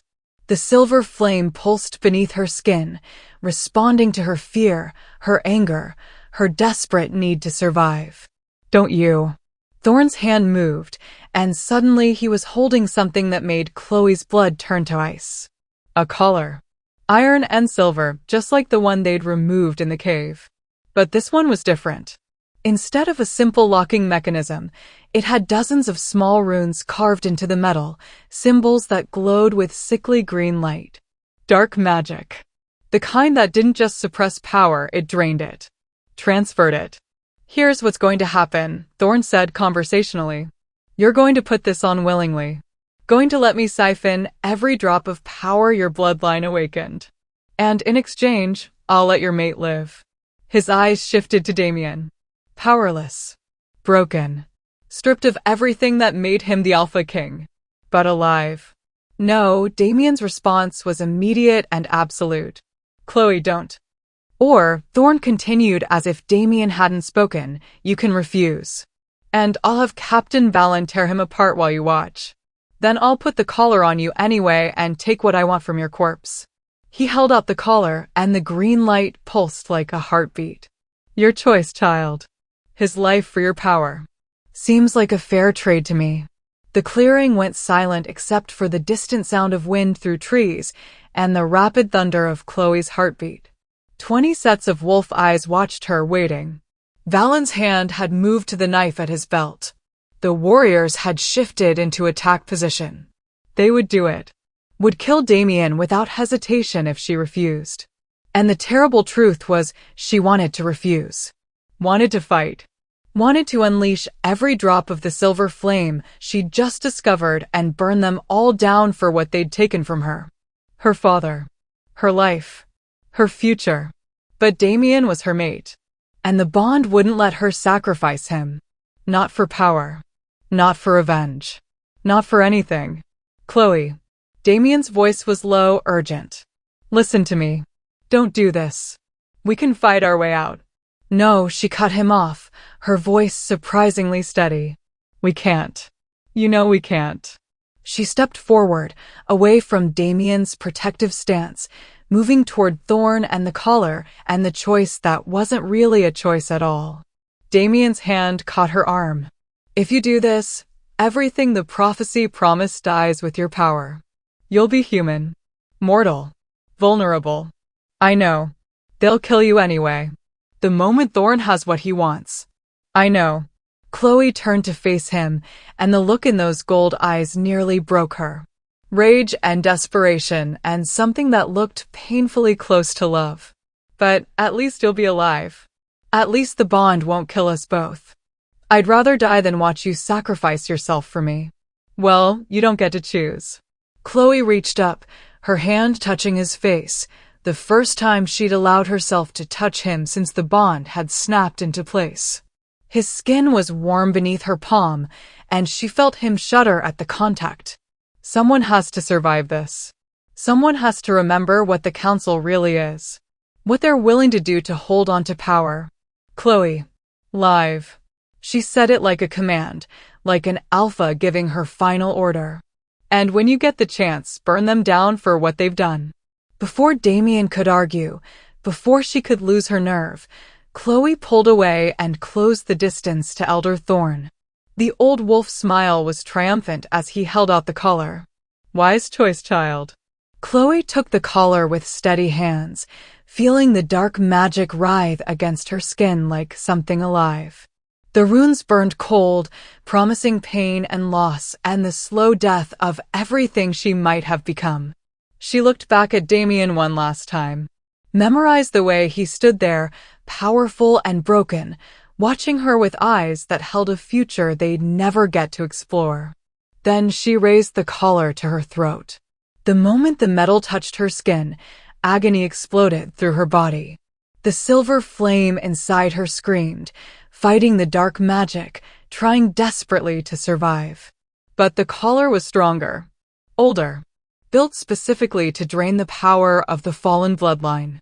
Chloe felt it being pulled from her like roots being torn from earth. The silver light flickered across her skin, brighter and more desperate with each passing second, then began flowing into the collar. Into the runes. Into Thorn's waiting hands as he stepped forward and placed his palms against the metal. His eyes rolled back in ecstasy as the power flooded into him. Yes, he breathed. Yes, this is it. This is everything. And then the world exploded. Not metaphorically. Actually exploded. The altar behind them erupted in a column of silver flame so bright it turned night into day. The temple ruins trembled, ancient stone cracking and shifting as power that had been dormant for 3 centuries suddenly roared back to life. Thorn staggered back, crying out in pain and shock. The collar fell from Chloe's neck, the dark magic shattered by whatever force had just been unleashed. And in that moment of chaos, Chloe felt it. The silver flame hadn't been drained. It had been awakened. The temple had used Thorn's attempted theft as a catalyst, a trigger to unlock power that Chloe couldn't have accessed on her own. Power that now flooded through her with the force of a dam breaking, filling every cell, every nerve, every desperate beat of her heart. Her eyes opened, and they weren't brown anymore. They were silver. Pure, blazing silver that reflected the flame now dancing across her skin. Captain Balin shouted orders. Wolves shifted into attack formation. Thorn scrambled backward, reaching for weapons, for magic, for anything that might protect him from what he'd accidentally created. But Chloe barely heard them. All she could hear was the voice from the altar, Stronger now, no longer distant, but present and immediate and absolutely furious. You dare try to steal what belongs to the flame? You dare harm my daughter? The words weren't coming from the altar anymore. They were coming from Chloe. And when she spoke, her voice carried the echo of every wolf who'd died defending this temple, every member of the fallen bloodline who'd been hunted and executed, every victim of the council's fear disguised as justice. Run. It was the only warning she gave. Then the silver flame exploded outward, and the battle began. The aftermath looked like a war zone.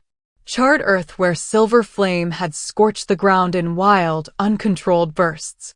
Trees split down the middle, their insides still smoking, and scattered throughout the clearing wolves. Some unconscious, some groaning in pain, all of them marked by the power that had erupted from Chloe like a storm she couldn't contain. She stood in the center of it all, trembling violently, the silver flame finally extinguished, but the memory of it still burning beneath her skin. Her clothes were singed. Her hands shook. And when she looked down at them, she could still see faint traces of silver light dancing across her fingertips like dying embers. She'd done this. All of this. The power had roared through her with such force that she'd lost all sense of control, all sense of self. She'd become the flame, wild and merciless and absolutely terrifying. She'd struck out at anyone who came close, friend and enemy alike, driven only by the desperate need to survive. She'd nearly killed Damien. The memory made her stomach twist. He'd tried to reach her during the chaos, tried to pull her back from the edge of whatever abyss she'd been teetering on. And she'd turned on him.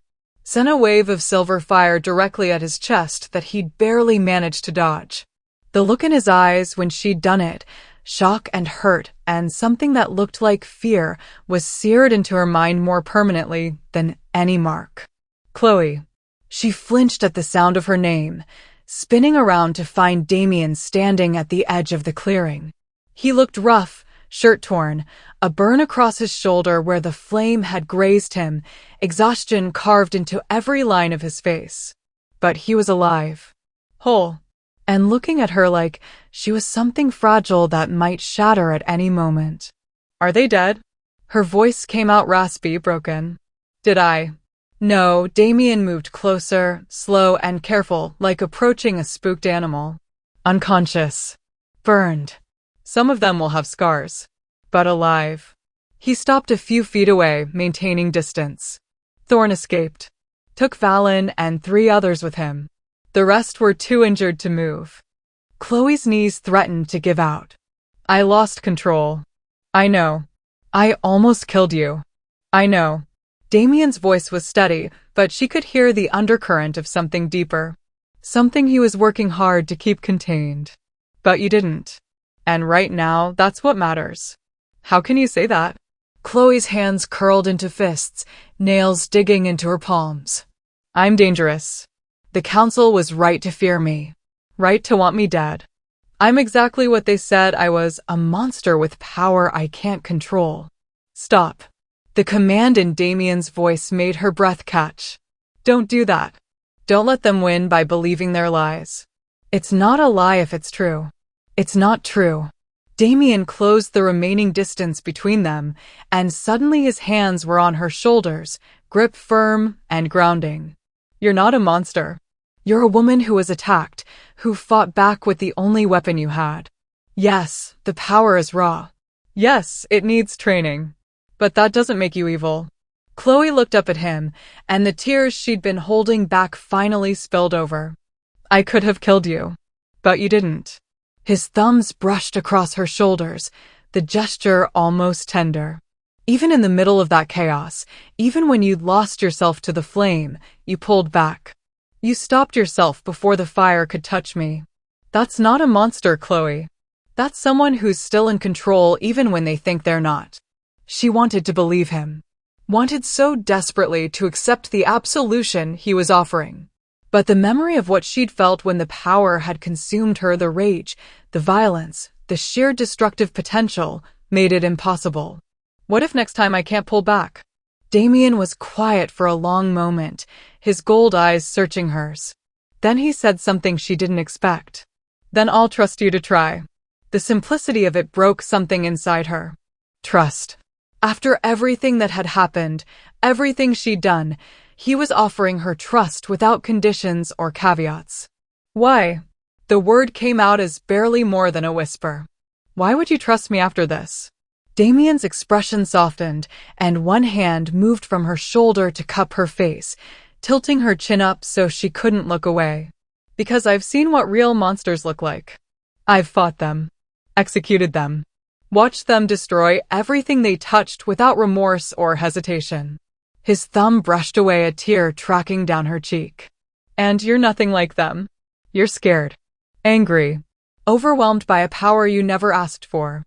But you're not cruel. You're not evil. And you care, maybe too much, about the people around you. You don't know me well enough to say that. Don't I? A ghost of a smile crossed his face. I've watched you for 3 days, Chloe. Watched you heal with a stubbornness that should be impossible. Watched you face down a council elder without flinching. Watched you sacrifice your own power to save my life. His voice dropped lower, more intimate. And I felt what you felt through the bond when you thought you'd hurt me. That wasn't the response of someone who doesn't care. That was devastation. The mate bond. She'd been so focused on controlling the flame, on surviving the immediate crisis, that she'd almost forgotten about the connection thrumming constantly between them. But now that he'd mentioned it, she could feel his steady certainty bleeding through the link, his absolute conviction that she was worth saving. It should have been comforting. Instead, it terrified her. I don't deserve this, she said. Don't deserve you believing in me. Don't deserve. Stop telling me what you don't deserve. Damien's voice took on an edge. You don't get to decide that. I do. And I've decided you're worth fighting for. Worth protecting. Worth standing beside even when the entire council wants you dead. That's the mate bond talking. Not you. Is it? His eyes blazed brighter, and suddenly the distance between them felt charged with something electric. You think I'd throw away my crown, my authority, everything I've built, just because of a bond? You think I'm that weak? No, The bond makes me aware of you. Makes me want to protect you. But it doesn't control my choices. Damien's hands moved to frame her face, and the intensity in his gaze stole her breath. I chose to pull you from that river. Chose to hide you in the cave. Chose to bring you here instead of delivering you to the council for execution. The bond might have planted the seed, but every decision after that was mine. Chloe's heart hammered against her ribs. Why? Why make those choices? Because you looked at me in that cave and saw a person instead of a king. Because you called me out for signing your death warrant instead of being grateful I saved you. Because you have fire, real fire, not just the silver kind, and spirit, and a refusal to be broken that reminds me why I wanted to be alpha in the first place. He paused, and something vulnerable flickered across his features. And because when I look at you, I don't see a threat to my rule. I see a chance to do something right for once instead of just doing what's legal. The confession hung between them, raw and honest and absolutely terrifying in its implications. Damien, you don't have to say anything. He dropped his hands, stepping back, giving her space she wasn't sure she wanted. I know this is complicated. No, you have every reason to hate me for what I did. But I need you to understand something. He turned away, looking out at the destruction surrounding them, and when he spoke again, his voice carried the weight of things long buried. My father ruled through fear.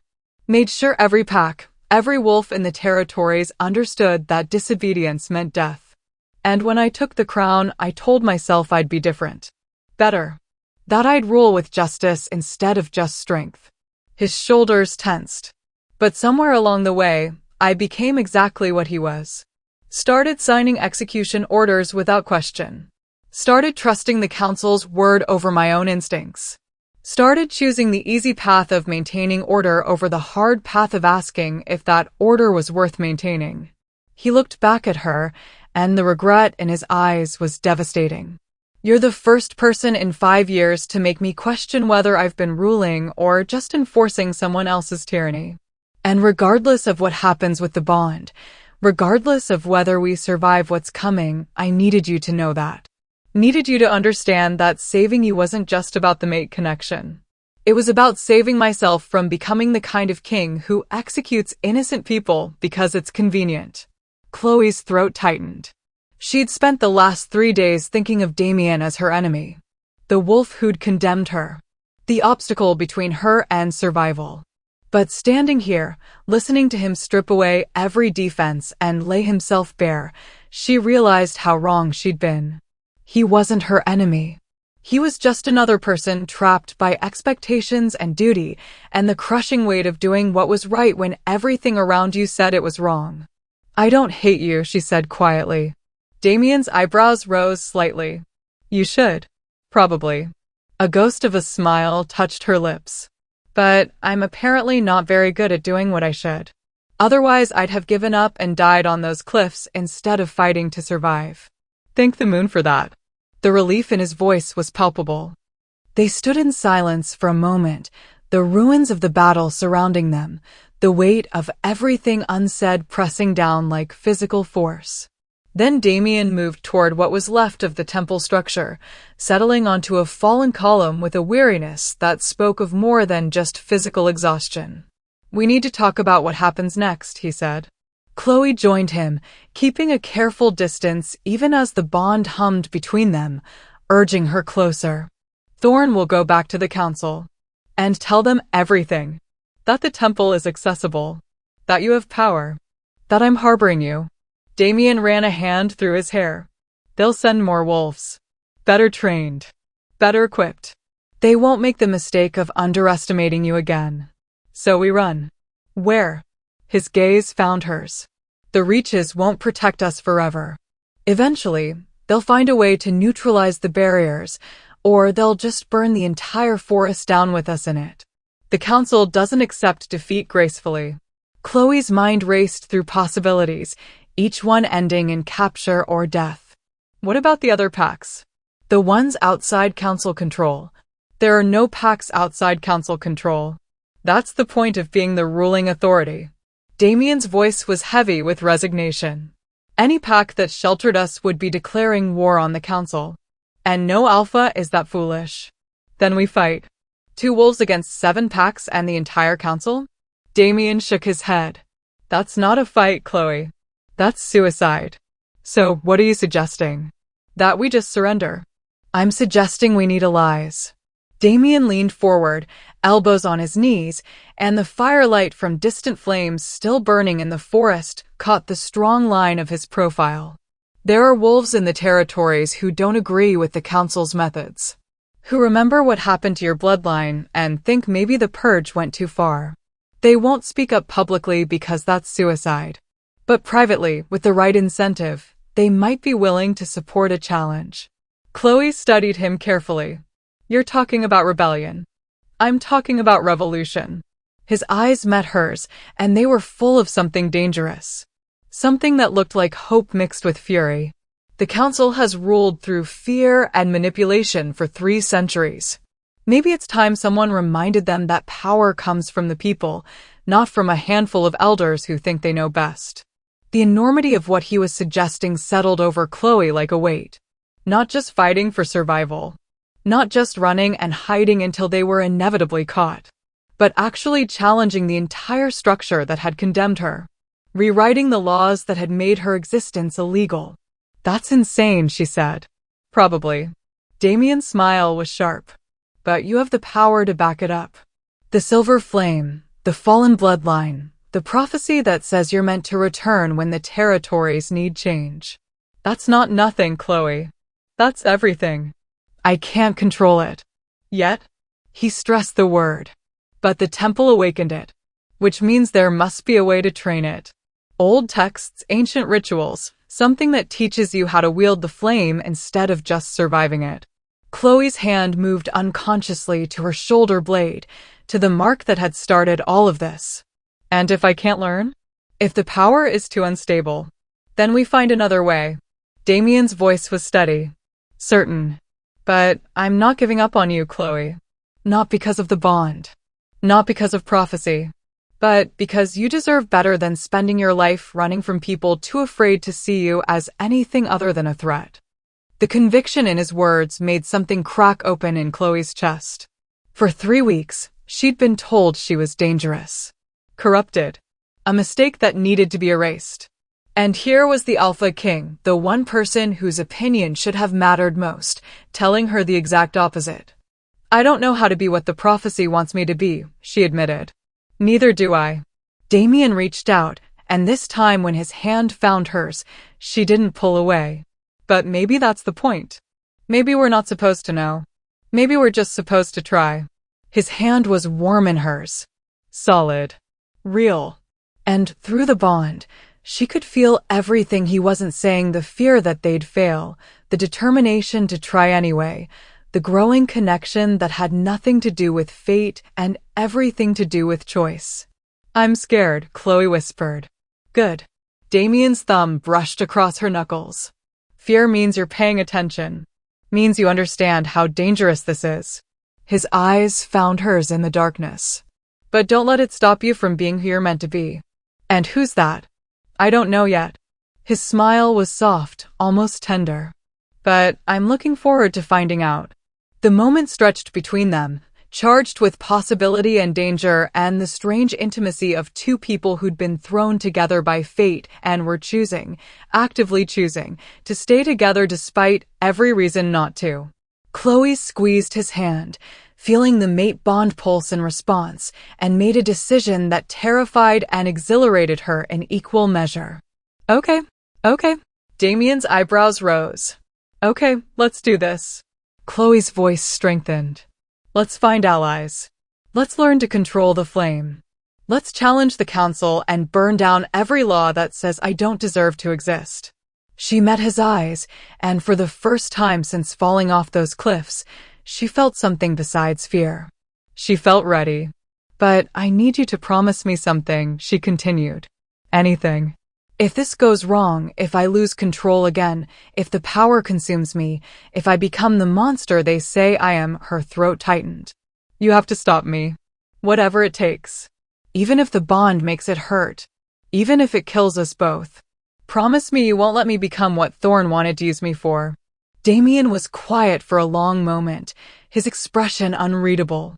Then he lifted their joined hands and pressed his lips to her knuckles, a gesture so unexpectedly gentle it made her breath catch. I promise, he said against her skin. But I also promise something else. What? He looked up, and his eyes blazed with absolute conviction.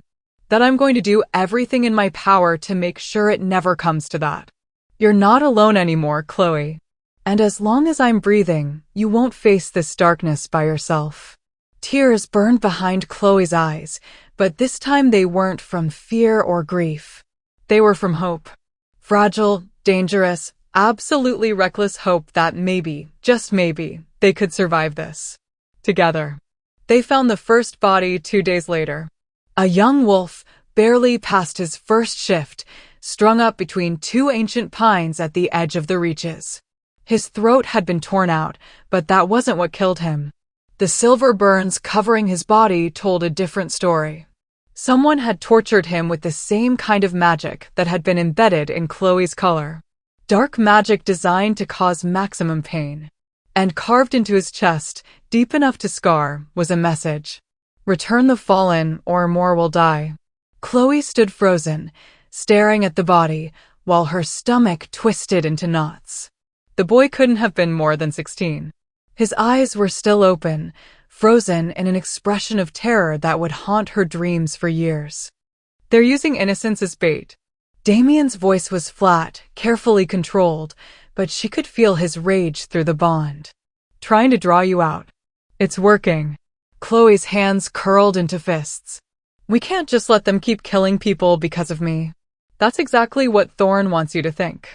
Damien moved closer, his hand finding her shoulder. The moment you show yourself, they'll have a trap waiting. This isn't about justice. It's about control. I know. Chloe forced herself to look away from the body. But how many more have to die before? A howl cut through the air. Then another. And another. Coming from the direction of the northern pack's territory, the same pack that had thrown her off the cliffs. The same pack where her mother still lived. Chloe's blood went cold. No, she was already moving, running toward the sound before Damien could stop her. No, they wouldn't. But they would. Of course they would. Thorn had proven he'd do anything to get what he wanted. And if killing random wolves wasn't enough to force her surrender, he'd escalate. He'd go after the people she used to know. The people she'd once called family. Damien caught up to her in seconds, his hand closing around her wrist and pulling her to a stop. Chloe, wait. Think about this. I am thinking. She yanked her arm free, breathing hard. They're going to slaughter my old pack because of me. Because I survived when I should have died. Because I have power Thorn wants. I can't just let that happen. You walk into that territory, and you're playing directly into his hands. Then what do you suggest? Chloe whirled to face him, and the desperation in her voice was raw. That we hide here while innocent wolves die?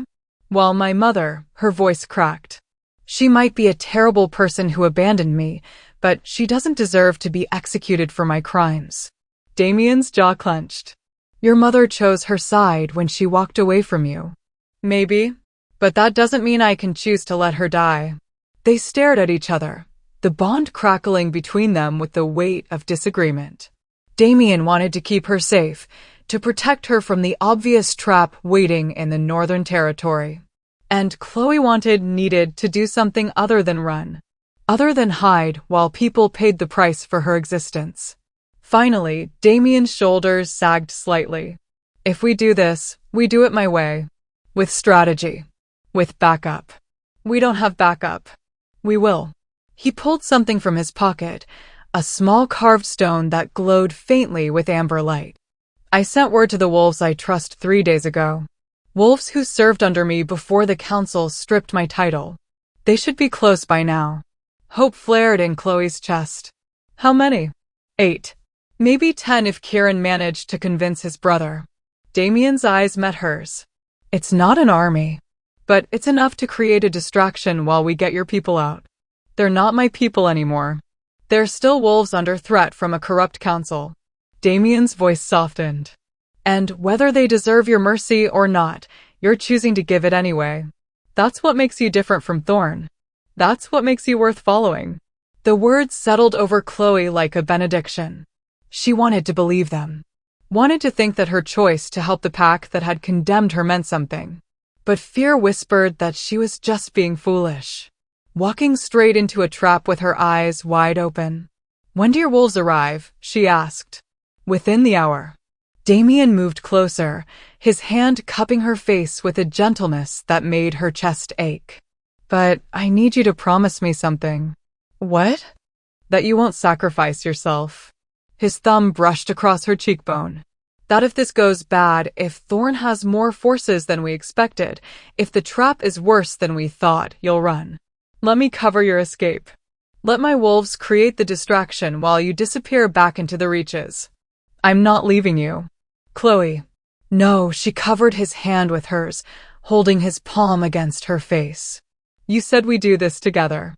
That I'm not alone anymore. You don't get to ask me to abandon you the moment things get dangerous. I'm asking you to survive. And I'm telling you that surviving without you isn't surviving. The admission came out before she could stop it, raw and honest and absolutely terrifying. The bond won't let me just walk away. And even if it did, even if I could ignore what the moon tied between us, I wouldn't want to. Damien's expression shifted into something complicated. Surprise mixed with something that looked painfully like devotion. You barely know me. I know enough. Chloe's voice steadied. I know you pulled me from a river when you should have let me drown. I know you gave up your crown to protect me. I know you look at me like I'm someone worth saving instead of something that needs to be destroyed. That's more than most wolves have given me in my entire life. That's a pretty low bar. Maybe. A ghost of a smile touched her lips. But you cleared it anyway. Damien leaned forward, and for one heart-stopping moment, Chloe thought he might kiss her. thought the tension that had been building between them for days might finally snap into something neither of them could take back. But then a howl split the air, closer now, urgent and pained, and the moment shattered. They ran. The northern pack's territory looked like a battlefield. Bodies scattered across the central square, not dead, but unconscious, bound with silver rope that burned against exposed skin. The pack house was on fire, flames licking up the wooden structure and sending black smoke billowing into the sky. And in the center of it all, surrounded by at least 30 council warriors, stood the remaining members of the pack, including Chloe's mother. She looked older than Chloe remembered. Grayer. More worn. But her face was still carved from the same cold stone, her eyes still holding that mixture of fear and disgust that had defined Chloe's final days in this territory. Elder Thorne stood beside her, one hand resting possessively on her shoulder. The message was clear. Hostage. Leverage. Bait. There she is. Thorne's voice carried across the square, amplified by magic. The fallen heir. Come to save the pack that condemned her. How noble. How utterly predictable. Damien's hand found Chloe's arm, holding her back from the edge of the tree line where they'd stopped. Behind them, 8 wolves materialized from the shadows, Damien's loyal fighters, the ones who'd answered his call despite the personal risk. It's a trap, one of them murmured. A woman with dark hair and amber eyes that glowed with wolf fire. They have at least 30 warriors positioned around the square. Maybe more in the surrounding buildings. I can see that, Marin. Damien's voice was tight. The question is how we get the hostages out without triggering a massacre. We don't. Another voice, male and rough. This is a lose-lose scenario. Either we attack and risk the hostages, or we retreat and they execute them anyway to prove a point. Chloe barely heard the tactical discussion happening behind her. All her attention was fixed on the square. On her mother's face, painted in firelight and shadow. On the fear, not of Thorne or the council, but of her daughter. Even now, even facing execution, her mother looked at the tree line where Chloe was hiding with nothing but terror. Like having a daughter with power was worse than death itself. I have a proposition, Chloe Ashford. Thorne's voice cut through her thoughts. I know you're out there. Can feel the pathetic bond you share with the former Alpha King. So here's what's going to happen. He pulled a knife from his belt, long, curved, covered in the same dark runes as the collar had been. You have 1 hour to present yourself. To walk into this square and surrender your power willingly. Do that, and I'll let these wolves live. Let them go back to their mundane little lives and forget this ever happened. His smile was predatory. Or you can hide in the trees like the coward you are, and I'll start killing them one by one. Starting with dear old mother. The knife pressed against her mother's throat, and a thin line of blood appeared. Chloe's entire body went rigid. The silver flame inside her roared to life, responding to her rage, her helplessness, her desperate need to do something, anything, to stop this. Don't. Damien's hand tightened on her arm. That's exactly what he wants. You in the open. Vulnerable. He'll drain your power and kill everyone anyway. So we just let them die? We find another way. There is no other way. Chloe spun to face him, and the silver flame was dancing in her eyes now, visible even in the fading light. You said it yourself, we can't fight 30 warriors. Can't save them without casualties. So what other option is there except me walking out there and giving Thorne what he wants? You dying accomplishes nothing. It accomplishes them living. For how long?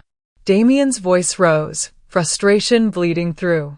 You think Thorne will keep his word? The moment he has your power, he'll execute everyone who witnessed what happened here. He can't afford to leave survivors who know what he's capable of. Then what do you suggest? Damien opened his mouth, then closed it. Because there was no good answer. No clever strategy that ended with everyone surviving. They were trapped, caught between impossible choices with no clear path forward. And the clock was ticking. Thorne's voice echoed across the square again. 45 minutes, Chloe. And counting. How many wolves can you watch die in that time? How many screams can you listen to before you break?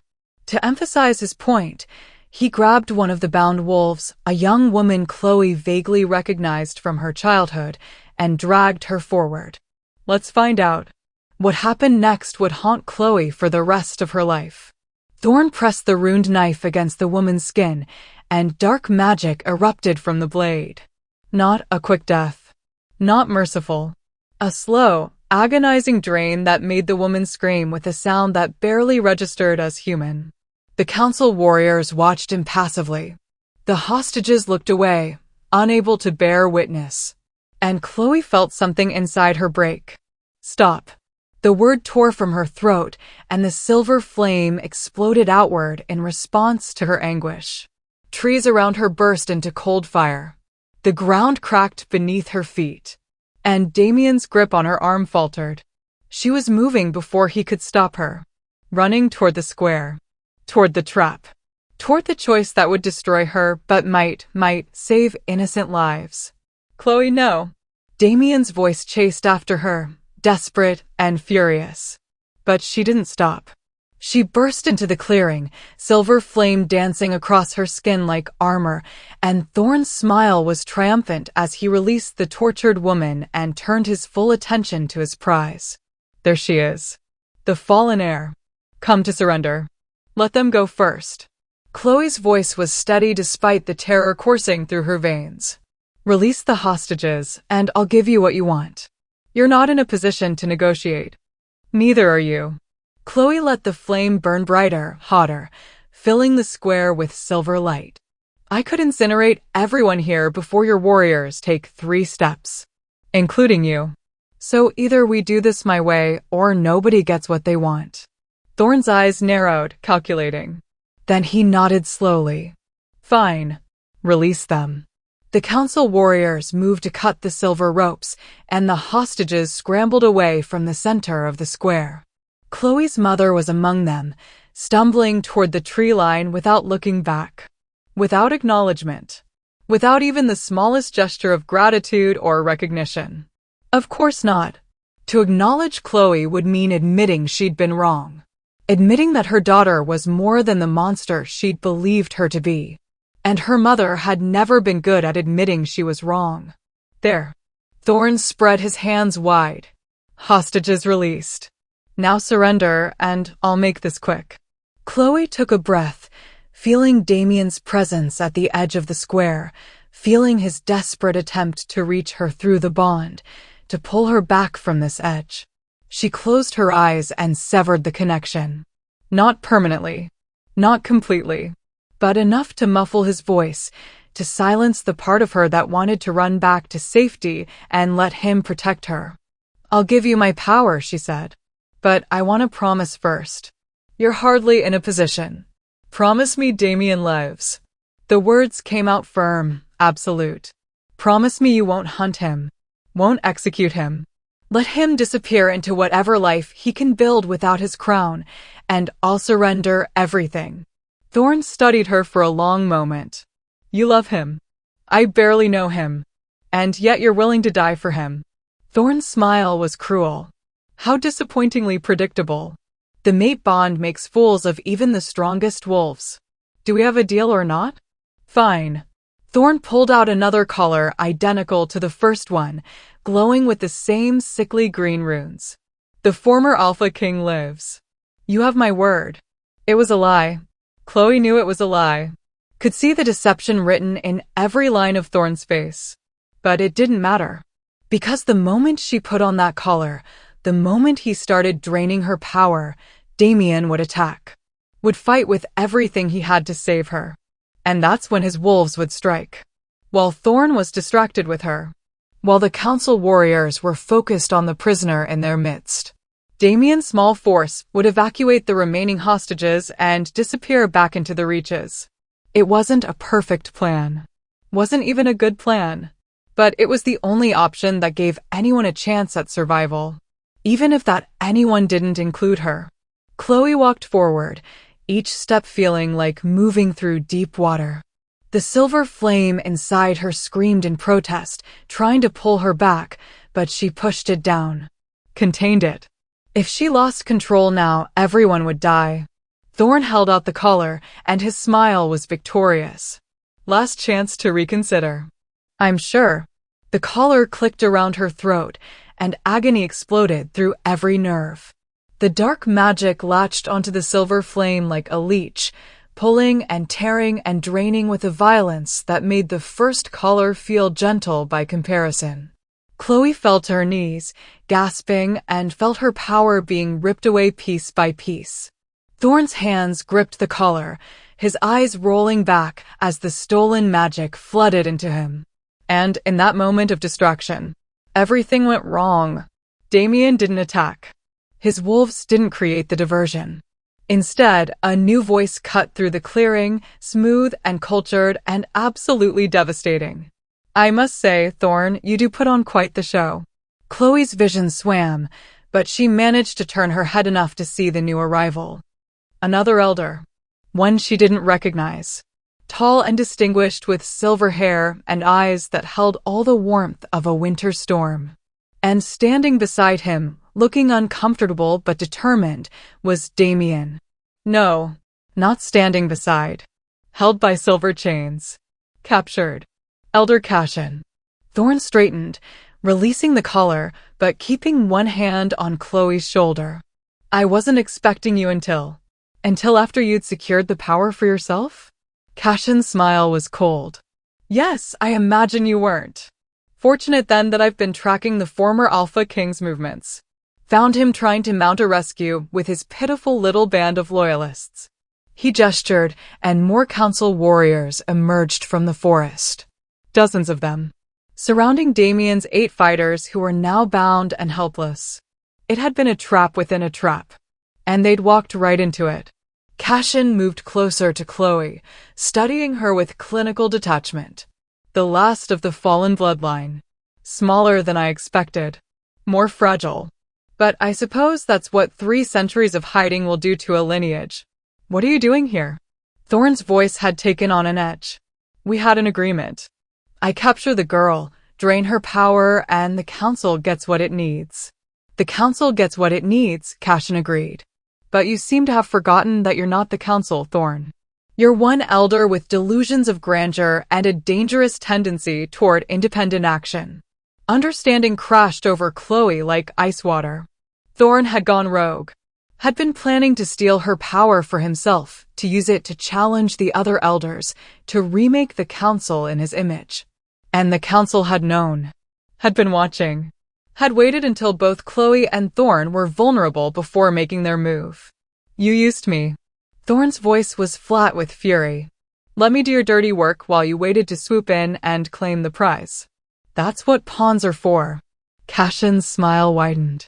Though I must thank you for the excellent demonstration of the collar's effectiveness. Saves me the trouble of testing it myself. He reached down and before Chloe could react, his hand closed over the collar. The drain intensified and she screamed, couldn't help it, as the last of her power was torn free. The silver flame died. The mark on her shoulder blade burned once, then went cold. And Chloe Ashford, the last heir of the fallen bloodline, became simply human.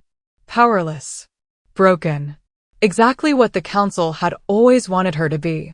Through the haze of pain, she saw Damien struggling against his chains, saw the absolute rage and devastation in his eyes as he watched her power being stolen.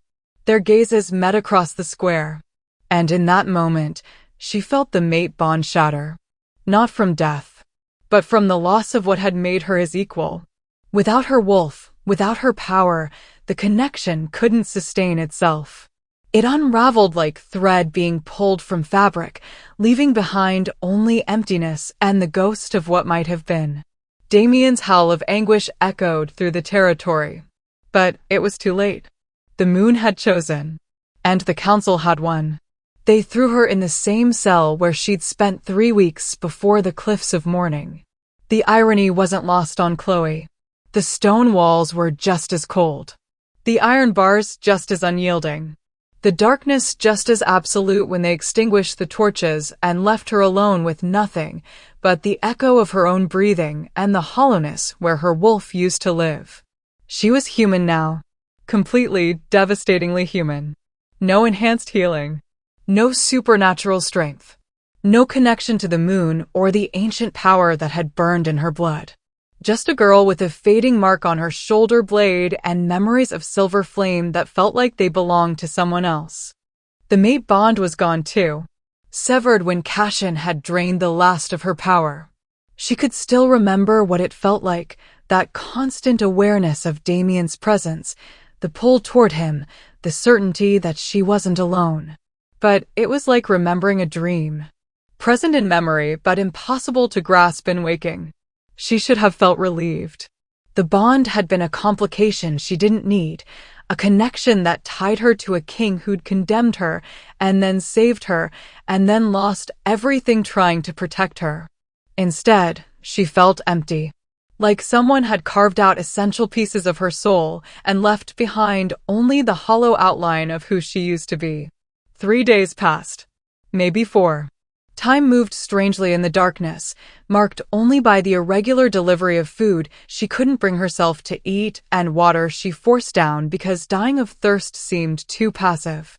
On what might have been the 5th day, footsteps echoed down the corridor. Chloe didn't bother looking up. Didn't have the energy to care who was coming. It would be another council guard with another tray of food she wouldn't touch. Or maybe Elder Cashin coming to gloat. To remind her how easily they'd crushed the prophecy, how thoroughly they'd dismantled any threat she might have posed. But the voice that spoke wasn't Cashin's. It was her mother's. "You look terrible." Chloe's head snapped up, and there she was. Standing just outside the cell bars, arms crossed, expression carefully neutral. She looked exactly as she had in the square, older, worn, but with that same rigid posture that suggested she'd rather be anywhere else. "What are you doing here?" Chloe's voice came out hoarse from disuse. "They released me. Released all the hostages after." Her mother trailed off, not quite able to say it. "After you surrendered. After you gave up everything to save us. The council deemed us no longer relevant to their interests." "Good for you. Don't be like that." "Like what?" Chloe pushed herself up from the floor, her body protesting the movement. "Like someone who was abandoned by her own mother? Like someone who just sacrificed her power and her future to save a pack that threw her off a cliff?" Her voice hardened. "How exactly should I be?" Her mother flinched. Actually flinched. It was the first genuine reaction Chloe had seen from her in years. "I came to tell you something," her mother said quietly. "Something I should have told you a long time ago. I don't want to hear it. Your father didn't die in a rogue attack." The words hit like a physical blow. Chloe's breath caught, and suddenly all her attention was focused on the woman standing outside her cell. "What?" Her mother's hands tightened around the bars. "Elder Thorne killed him. Arranged it to look like rogues, but it was the council. They found out Marcus was hiding you. Found out about the mark. And they gave him a choice, turn you over or die." Chloe's world tilted. "He chose death. He chose you." Her mother's voice cracked. "He refused to give them his daughter. So they made it look like an accident. Made sure I'd be too broken to keep fighting. Too scared to do anything except what they told me." Tears burned behind Chloe's eyes, but she refused to let them fall. "Why are you telling me this now?" "Because I've spent 12 years hating you for something that wasn't your fault. Blaming you for taking your father away from me. For being the reason the council destroyed our family." Her mother's eyes were wet now, reflecting torchlight. "But watching you walk into that square, watching you surrender your power to save people who'd condemned you, I realized I was wrong. Your father didn't die because of you. He died because he loved you more than he feared them. And you." Chloe's voice was barely above a whisper. "Did you love me at all? Or was I just the monster who killed your mate?" Her mother was quiet for a long moment. Then she reached through the bars, her hand trembling slightly. "I loved you so much it terrified me. And when the fear became bigger than the love, I let the council convince me that keeping you at a distance would keep you safe. That if I pretended you didn't matter, they'd leave you alone. That's not love. That's cowardice. I know. The admission seemed to cost her. I know. And I don't expect forgiveness. Don't expect you to understand. I needed you to know that your father died loving you. And that somewhere beneath all my fear and weakness, I never stopped being your mother. Chloe stared at the offered hand, at the woman who'd birthed her and abandoned her and was now trying to build a bridge across 12 years of silence and pain. Part of her wanted to take it. Wanted so desperately to believe that it wasn't too late, that they could salvage something from the wreckage of their relationship. But another part, the part that had survived the Cliffs of Mourning and the torture and the loss of everything she'd been, knew better. You should go, Chloe said quietly. Before the council decides you're a liability after all. Her mother's hand dropped. Chloe, I mean it. Get out. Go back to your life. Forget you ever had a daughter with a mark and a prophecy and power that scared you. Chloe turned away, facing the wall.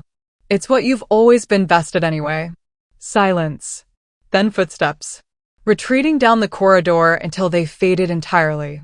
Chloe slid back down to the floor and let the tears finally fall. They came for her at dawn. 6 council guards, all warriors, all carrying silver chains and expressions that suggested they expected resistance.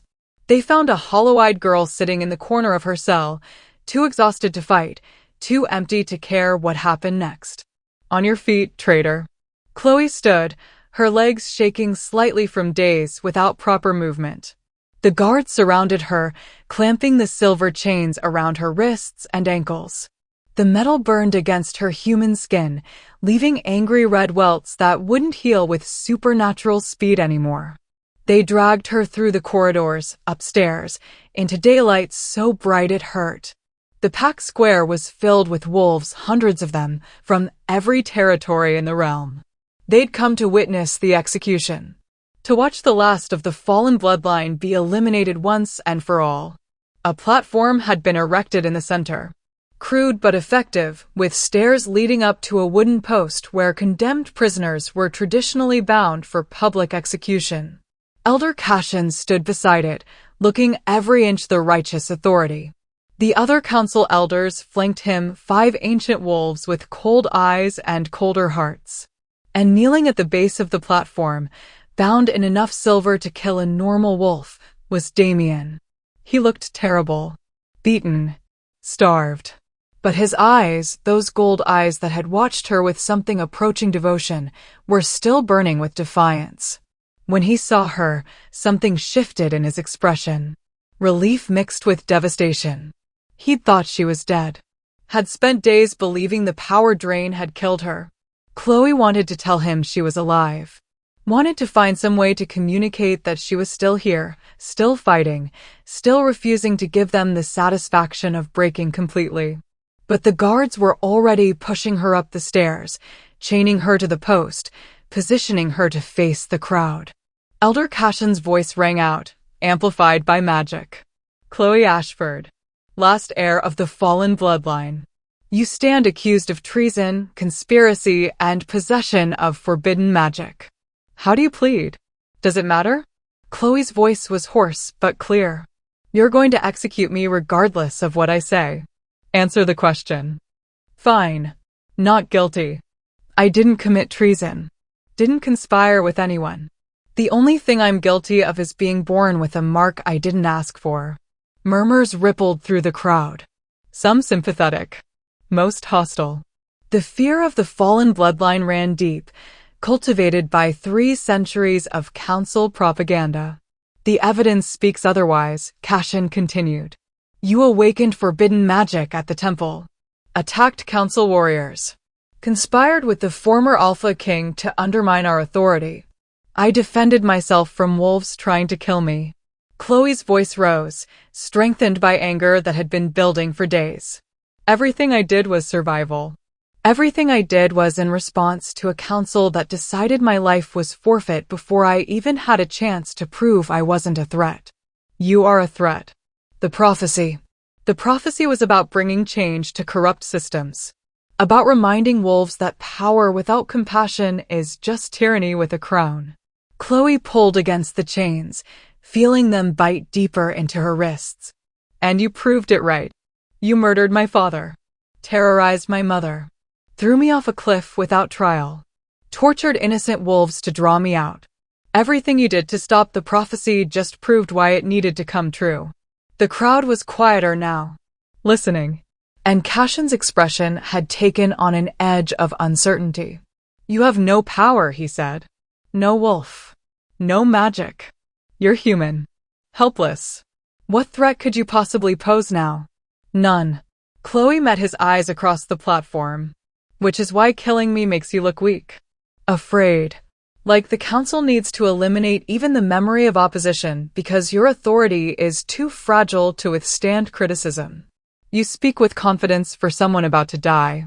That's because I've already lost everything. Chloe's voice went quiet. Dangerous. My power. My pack. My future. The mate the moon chose for me. What do I have left to fear? Death.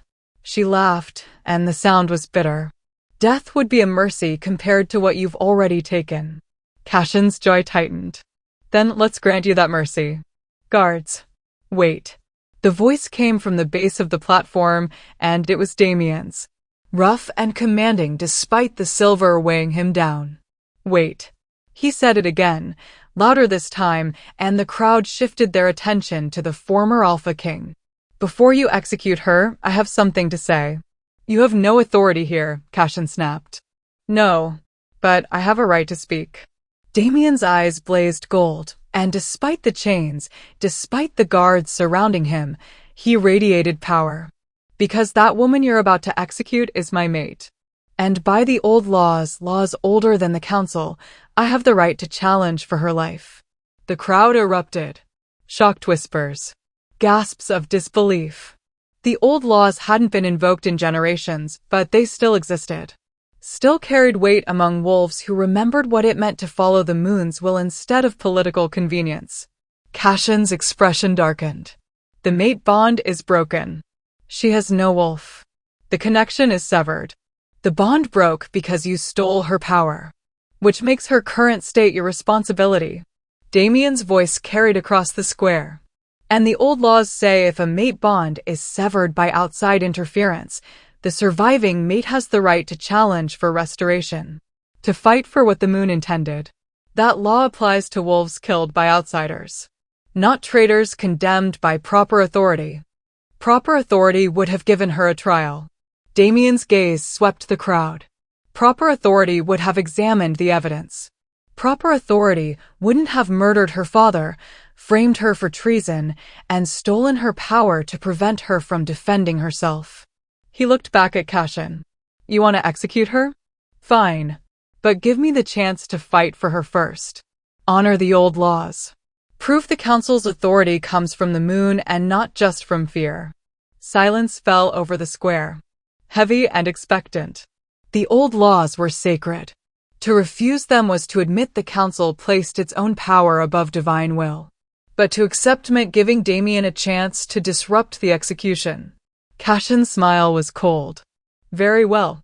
I accept your challenge. But understand this, you're fighting not for her freedom, but for the right to die beside her. Because even if you win, the council will still execute you both. I understand. And you'll fight without your pack, without your title, without any advantage except what the moon grants you. I understand. Cashin gestured, and the guards moved to unchain Damien from his position at the base of the platform. But they left the silver on his wrists and ankles, the metal sapping his strength with every moment. You'll fight me, Cashin continued. Here. Now. In front of all witnesses. And when I defeat you, the council's authority will be unquestioned. The old laws satisfied. The fallen bloodline finally, completely eradicated. He moved to the center of the square, magic already gathering around him in visible waves. 3 centuries old. One of the most powerful wolves in the realm. Against Damien, drained, weakened, bound in silver that prevented him from accessing his full alpha strength. It wasn't a fight. It was an execution dressed up as honor. Chloe pulled against her chains hard enough to draw blood. Don't do this. Damien, please. Don't throw your life away for someone who can't even be your mate anymore. Damien looked up at her, and his smile was soft. Sad. Beautiful. You were never just my mate, Chloe. You were the first person in 5 years to make me remember what it meant to fight for something other than maintaining power. To choose what's right over what's easy. He turned back to Cashin. So yes, I'll fight. And when I win, because I will win, you're going to restore what you stole from her. And if you lose? I won't. The certainty in his voice made something crack open in Chloe's chest. He believed it. Actually believed he could win despite the impossible odds. Cashin's laugh was mocking. Then let's begin. The fight started fast and brutal. Cashin moved with the speed of ancient power, his strikes enhanced by magic that made the air shimmer and crack. Damien dodged, blocked, fought back with the desperation of someone who had everything to lose and nothing to hold back. But the silver was taking its toll. Each movement cost him. Each block came slower. Each dodge less precise. Blood stained the ground. Cashin's magic tore through Damien's defenses, leaving burns and cuts that would have healed instantly in a normal fight, but festered now under the silver's influence. The crowd watched in silence. Some with satisfaction. Others with growing unease. This wasn't honor. Wasn't a fair challenge. This was torture. Damien fell to one knee, breathing hard, and Cashin's smile was triumphant. Any last words before I end this? Damien looked up, and despite the blood, despite the pain, his eyes were still burning. Still defiant. Just one. He turned his head, looking directly at Chloe. Remember what I said? About burning them down. And then, with the last of his strength, he did something impossible. He shifted. Not completely. The silver prevented that. But enough. Enough that his eyes blazed full gold, that claws extended from his fingers, that alpha power flooded out in a wave that made every wolf in the square take an involuntary step back. The old laws say a challenge isn't over until one fighter surrenders or dies. Damien's voice had taken on the dual-toned quality of a partial shift. I haven't done either. He lunged. The attack caught Cashin off guard. Caught everyone off guard. Because Damien wasn't fighting to win anymore. He was fighting to destroy. To take Cashin down even if it killed him in the process. They collided in the center of the square, and the force of impact cracked the stone beneath them. Magic erupted. Claws tore through flesh. Blood painted the ground in violent arcs. And then, a howl split the air. Not from Damien. Not from Cashin. From outside the square. From the forest surrounding the territory. From everywhere at once. Wolves emerged from the tree line. Dozens of them. Then hundreds. All wearing markings Chloe didn't recognize. All moving with military precision toward the square. At their head was a woman with silver hair and eyes that glowed like moonlight. She moved through the crowd like water, unstoppable, until she reached the center where Damien and Cashin were locked in combat. Enough. Her voice carried absolute authority. The kind that made even Elder Cashin freeze mid-strike. Who dares? Cashin began. I am Lenara of the Western Reaches. Alpha of the Free Packs. And I'm invoking the right of sanctuary for both the former Alpha King and the fallen heir. More wolves flooded into the square, surrounding the council warriors, creating a barrier between the prisoners and their executioners. You have no authority here, Cashin snarled. I have the authority granted by wolves who refuse to bow to corrupt leadership. Lenara's smile was sharp. We've been watching the council for years. Waiting for proof of what we've always suspected, that your power comes not from the moon's blessing, but from fear and manipulation. And today, you gave us that proof. She gestured to the crowd, and Chloe realized something had changed. The wolves who'd come to witness an execution were now looking at the council with suspicion. With doubt. With the first stirrings of rebellion. The fallen heir committed no crime except existing, Lenara continued. And yet you hunted her. Stole her power. tried to execute her without trial. That's not justice. That's tyranny. And we won't stand for it anymore. This is treason, Cashin said, but his voice had lost its certainty. No, this is revolution. Lunara moved to the platform, and with a gesture, the chains binding Chloe shattered. Not unlocked. Shattered. Like they were made of glass instead of silver. Can you stand? Lunara asked quietly. Chloe nodded, legs shaking, and let the alpha help her down from the platform. Below, Damien had collapsed, the partial shift finally costing him the last of his strength. But he was alive. Breathing. Watching Chloe with eyes that held something that looked like hope. You came, Chloe whispered. We've been coming for months, Lunara said. Building alliances. Gathering wolves who believe the council has overstepped. Your sacrifice, both of your sacrifices, just gave us the catalyst we needed to move openly. She turned to face the crowd, her voice rising. The council has ruled through fear for 3 centuries. But fear only works when wolves believe they have no other choice. Today, I'm offering a choice. Stand with us. Fight for a world where power comes from merit and compassion, not terror and manipulation. Or stand with them. She gestured to the council elders. And accept that your lives mean nothing except as tools to maintain their authority. The square erupted into chaos. Wolves choosing sides. Council warriors torn between orders and conscience. And at the center of it all, Chloe and Damien, watching the world they'd known begin to tear itself apart. But something was wrong. Chloe could feel it. A pulling sensation deep in her chest. A warmth that shouldn't exist now that her power was gone. She looked down at her hands. Silver light flickered across her fingertips. Impossible. The power was gone. Drained. Stolen. But the light was there anyway. Faint but real. Growing stronger with each passing second. What she began. And then she understood. The council hadn't stolen her power. They'd stolen the flame, the magic her ancestors had channeled from the moon. But the mark on her shoulder blade wasn't just a symbol. It was a connection. A direct line to something older than magic. Older than the council. Older than the territories themselves. The moon had marked her for a reason. And the moon wasn't done with her yet. The silver light exploded outward, and suddenly Chloe was burning again.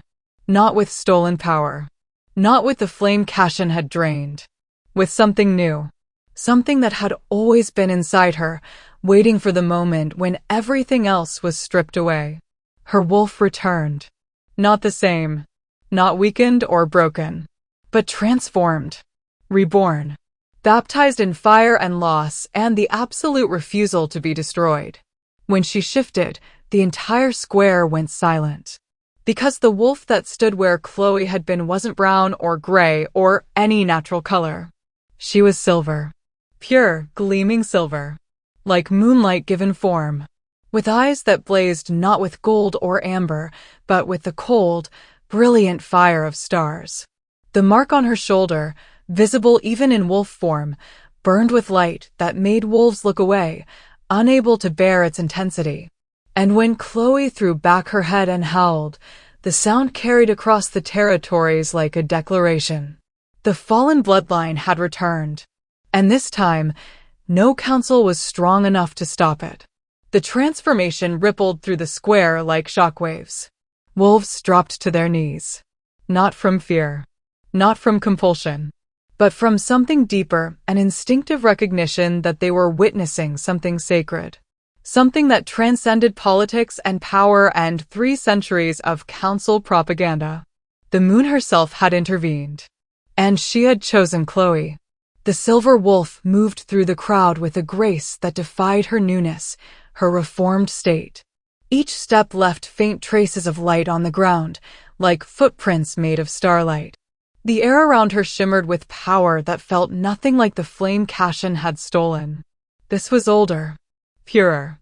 The kind of magic that existed before wolves learned to corrupt it with ambition.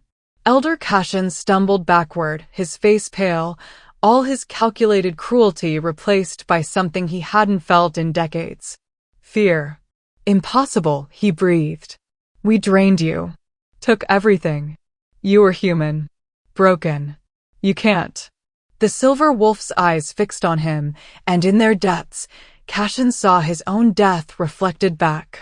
Not immediate. Not violent. But inevitable. The kind of end that comes for tyrants who believe their power makes them untouchable. Then Chloe shifted back. The transformation was seamless, effortless, nothing like the painful process most young wolves endured. One moment she was silver fur and starlight eyes. The next she stood human, clothed somehow in simple white fabric that seemed to have materialized from the light itself. Her mark blazed on her shoulder blade, visible through the translucent material. The crescent moon and thorns now surrounded by what looked like flames, not the violent silver fire from before, but something gentler. Protective. Like the moon had wrapped her chosen in armor made of hope. You didn't take everything, Chloe said, and her voice carried across the square with a resonance that made ancient wolves look up in wonder. You took what my ancestors channeled. What they learned to manipulate and control. But you couldn't take what the moon gave me directly. The mark wasn't just a symbol, Cashin. It was a promise. That when everything else was stripped away, when I had nothing left but my will to survive, she would answer. She moved toward him, each step measured and deliberate. The crowd parted like water. You try to prove that power comes from fear. That authority can only be maintained through violence and control. Chloe stopped a few feet from the elder, close enough that he could see the silver light still dancing in her eyes. But all you proved is that you were terrified. Of me. Of change. Of a world where wolves make their own choices instead of following orders from elders who forgot what it means to serve instead of rule. The council will not stand for this insurrection, Cashin said, but his voice lacked conviction. Around him, the other elders had gone silent. Some looked defiant, others uncertain. And one, an ancient female wolf with kind eyes, looked almost relieved. The council, Lenara said, moving to stand beside Chloe, is about to discover how many wolves have been waiting for someone brave enough to challenge their authority. You've ruled through fear for 3 centuries. Convinced entire generations that your way was the only way. That dissent meant death. She smiled, and it was sharp as a blade. But fear only works until someone demonstrates there's another option. Until someone survives what was supposed to destroy them and comes back stronger. She gestured to Chloe, and the symbolism was unmistakable. The girl who'd been thrown off a cliff. Tortured. Drained of her power. Reduced to human weakness. And still, had risen again, transformed by the very thing the council feared most. The moon's direct intervention. So here's what's going to happen, Lunara continued. The free packs are withdrawing from council authority. We're establishing our own governance. One based on merit and consent, not fear and manipulation. Any wolf who wants to join us is welcome. Any who prefer the council's methods. She glanced at Cashin with barely concealed disgust. Well, they're welcome to stay here and see how long your authority lasts when half your territories decide they're done following orders. This is treason, Cashin repeated, but the words rang hollow. This is freedom, Chloe said quietly. And you can't stop it. Because the moment I shifted, the moment the moon proved that your version of power is just a pale imitation of what she offers freely, you lost. Not through violence. Not through some grand battle. But through demonstration. Every wolf here just watched you drain what you thought was my only source of power, watched you prepare to execute me for the crime of existing, and then watched the moon herself say no. She turned to face the crowd, addressing them directly now. I don't know what happens next. Don't know if I'm supposed to lead or follow or just exist as proof that the old ways weren't entirely wrong. But I know this, her voice strengthened, carrying to every corner of the square. Every wolf here has the right to choose.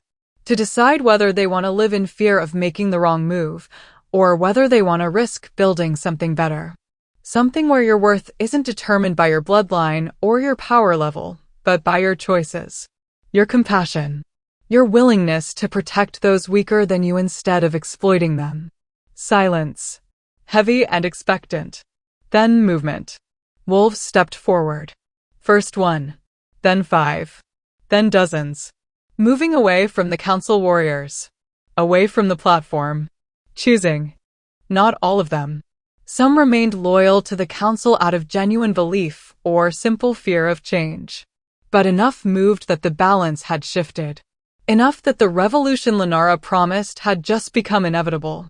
Chloe turned back to find Damien still on the ground, watching her with an expression that held wonder and pride and something that looked like love despite the broken bond between them. She moved to him, kneeling beside his broken form, and the silver light from her presence made his wounds look less severe somehow. Less permanent.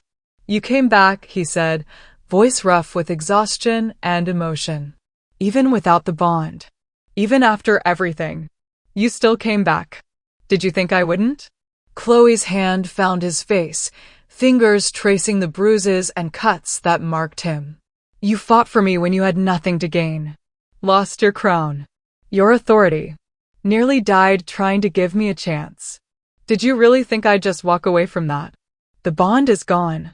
You don't owe me anything. This has nothing to do with bonds or debts. Chloe leaned closer, her forehead resting against his. This has to do with choosing. The same way you chose to pull me from that river. The same way you chose to bring me to the temple instead of delivering me to the council.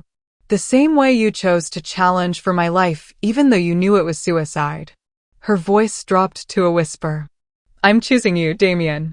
Not because the moon tied us together, but because when I look at you, I see someone worth fighting for. Someone worth standing beside. Someone who makes me want to be brave enough to face whatever comes next. Damien's eyes were wet. I don't deserve that. Neither did I.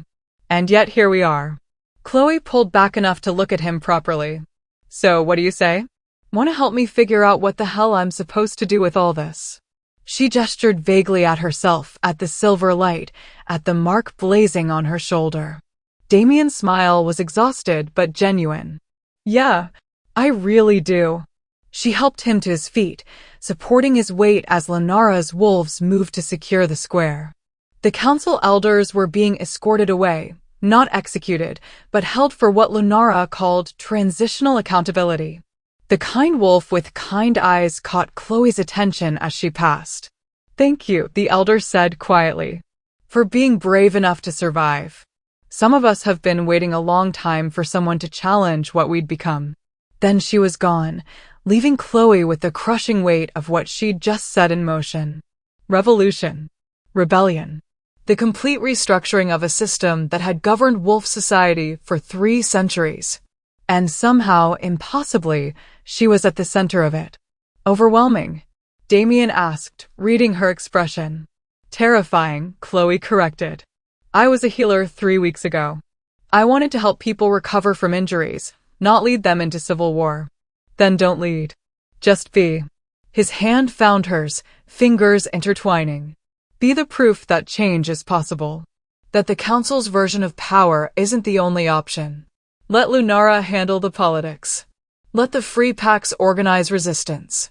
You just focus on learning what the moon gave you and why. And what will you do? Damien looked out at the chaos surrounding them, wolves choosing sides, territories fracturing, the old order crumbling in real time. I'm going to help Lunara build something better. Use everything I learned ruling the territories to create a system that doesn't require fear to function. And he glanced at her, something vulnerable in his expression. I'm going to stay close to you. If you'll let me. Bond or no bond. Power or no power. I want to see who you become when you're not just surviving. Chloe felt tears prick her eyes, but she smiled through them. I'd like that. They stood together in the center of the square, surrounded by the wreckage of the old world and the tentative birth of something new. The silver light from Chloe's presence cast everything in soft illumination, making even the blood and violence look almost beautiful. Like hope emerging from ruin. Like possibility born from loss. Like the moon keeping promises older than memory. 3 months later, The territories were still in chaos. Some packs had joined Lunara's Free Coalition. Others remained loyal to what was left of the council. A few tried to remain neutral, which satisfied no one and left them vulnerable to pressure from both sides. There had been skirmishes, small battles, moments when it seemed like the entire realm would tear itself apart in civil war. But there had also been moments of unexpected unity. Wolves from different packs working together. Old grudges set aside in favor of survival. And slowly, painfully slowly, a new structure began to emerge. One that balanced individual pack autonomy with collective cooperation. One that made space for wolves like Chloe to exist without fear. She'd spent those months learning. Training with Lunara's teachers, studying the old texts her ancestors had left behind, trying to understand the silver wolf the moon had made her. The power was different from what she'd had before. Less about destruction and more about transformation. Healing. Protection. The kind of magic that could mend rifts between packs or calm wolves on the edge of losing themselves to rage. The kind of magic that suggested the moon had been planning this for longer than anyone realized. Damien stayed close. Not as a mate, the bond was still severed, and they'd both agreed not to force something that the moon hadn't restored. But as a partner. A friend. Someone who understood the weight of leadership and the cost of choosing principle over convenience. They were sitting on the ruins of the temple, now a gathering place for wolves seeking guidance or sanctuary, when Chloe finally asked the question that had been haunting her. Do you think we made the right choice? Starting all this, Damien considered for a moment. I think we made the only choice we could live with. Whether that makes it right, he shrugged. I guess we'll find out. Helpful. I wasn't trying to be helpful. I was trying to be honest. He bumped her shoulder gently.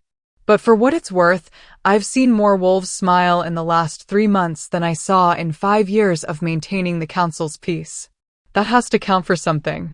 Or it just means we've created a chaos they can't predict yet. Maybe. Damien's smile was soft. But I'd rather live in honest chaos than ordered oppression. Chloe leaned into him, feeling the warmth of his presence, and thought about the girl who'd fallen off a cliff 3 months ago. Broken. Terrified. Certain she was going to die. That girl was gone. In her place was someone harder. Wiser. Still uncertain, but no longer afraid to be uncertain. Still learning, but no longer ashamed to not have all the answers. The moon had marked her. The prophecy had claimed her. And she'd survived both through a combination of stubbornness, help from unlikely allies, and sheer refusal to let the council decide her worth. Do you ever wonder what would have happened if you'd just let me drown? She asked quietly. Damien was silent for a long moment. Then he said something that made her chest ache. Every day. And every day, I'm grateful I didn't. So here's the question that matters. Would you have chosen her side? If you were standing in that square, watching a girl with a forbidden mark survive execution after execution, prove that the council's authority was built on lies, demonstrate that the moon still answers prayers the powerful don't want heard. Would you have had the courage to step forward? To choose revolution over comfort? To risk everything for the chance at something better? Or would you have stayed silent? Convinced yourself it was safer to maintain the status quo? Told yourself that people like Chloe are dangerous, that change is too risky, that the council must know best because they've always been in power? The truth is, we all face moments like that. Moments when staying silent is easier than speaking up. When following orders feels safer than questioning authority. When accepting injustice seems less costly than fighting it. Chloe didn't get to choose whether she had the mark. Didn't get to choose whether the prophecy claimed her. Didn't get to choose between safety and survival. But she chose how to respond. Chose to keep fighting even when every logical reason said to give up. Chose to save people who'd condemned her. Chose to believe that she was worth more than what her worst enemies said about her. And in the end, the moon answered. Not because Chloe was perfect. Not because she had all the answers. But because she refused to accept that fear and oppression were the only options. Is she a hero? Or just a girl who got tired of being told she was a monster? Is this a story about destiny? Or about what happens when someone decides their worth isn't determined by people who fear them? I don't know. But I know this: every wolf who chose to stand with her that day made the territories a little less cruel. A little more willing to question authority. A little braver in the face of impossible odds. And maybe that's what prophecies are really about. Not one perfect chosen one who saves everyone, but ordinary people making extraordinary choices in moments when it would be easier to look away. So, would you have chosen her? Would you have been brave enough to believe that someone marked as dangerous might actually be the catalyst for change? Would you have risked everything for a girl who fell off a cliff and refused to die? If this story lit something inside you, if Chloe's refusal to break made you feel less alone in your own battles, then subscribe to Shayla's Romance Library. Because here, we tell stories that don't just entertain. Stories that burn. Stories that remind you that the most dangerous people are the ones who survive what was meant to destroy them and come back stronger. Stories about girls with forbidden marks and kings who lose their crowns and revolutions that start with a single choice to stand up when everyone else stays silent. Hit that subscribe button. Turn on notifications. And come back next week. Because Chloe's story? This is just the beginning. The territories are still at war. The council is still hunting. And the moon has more secrets to reveal about why she marked a healer's daughter with the power to reshape wolf society. Trust me, you don't want to miss what happens next. The moon already chose. Now it's your turn. Will you choose her side?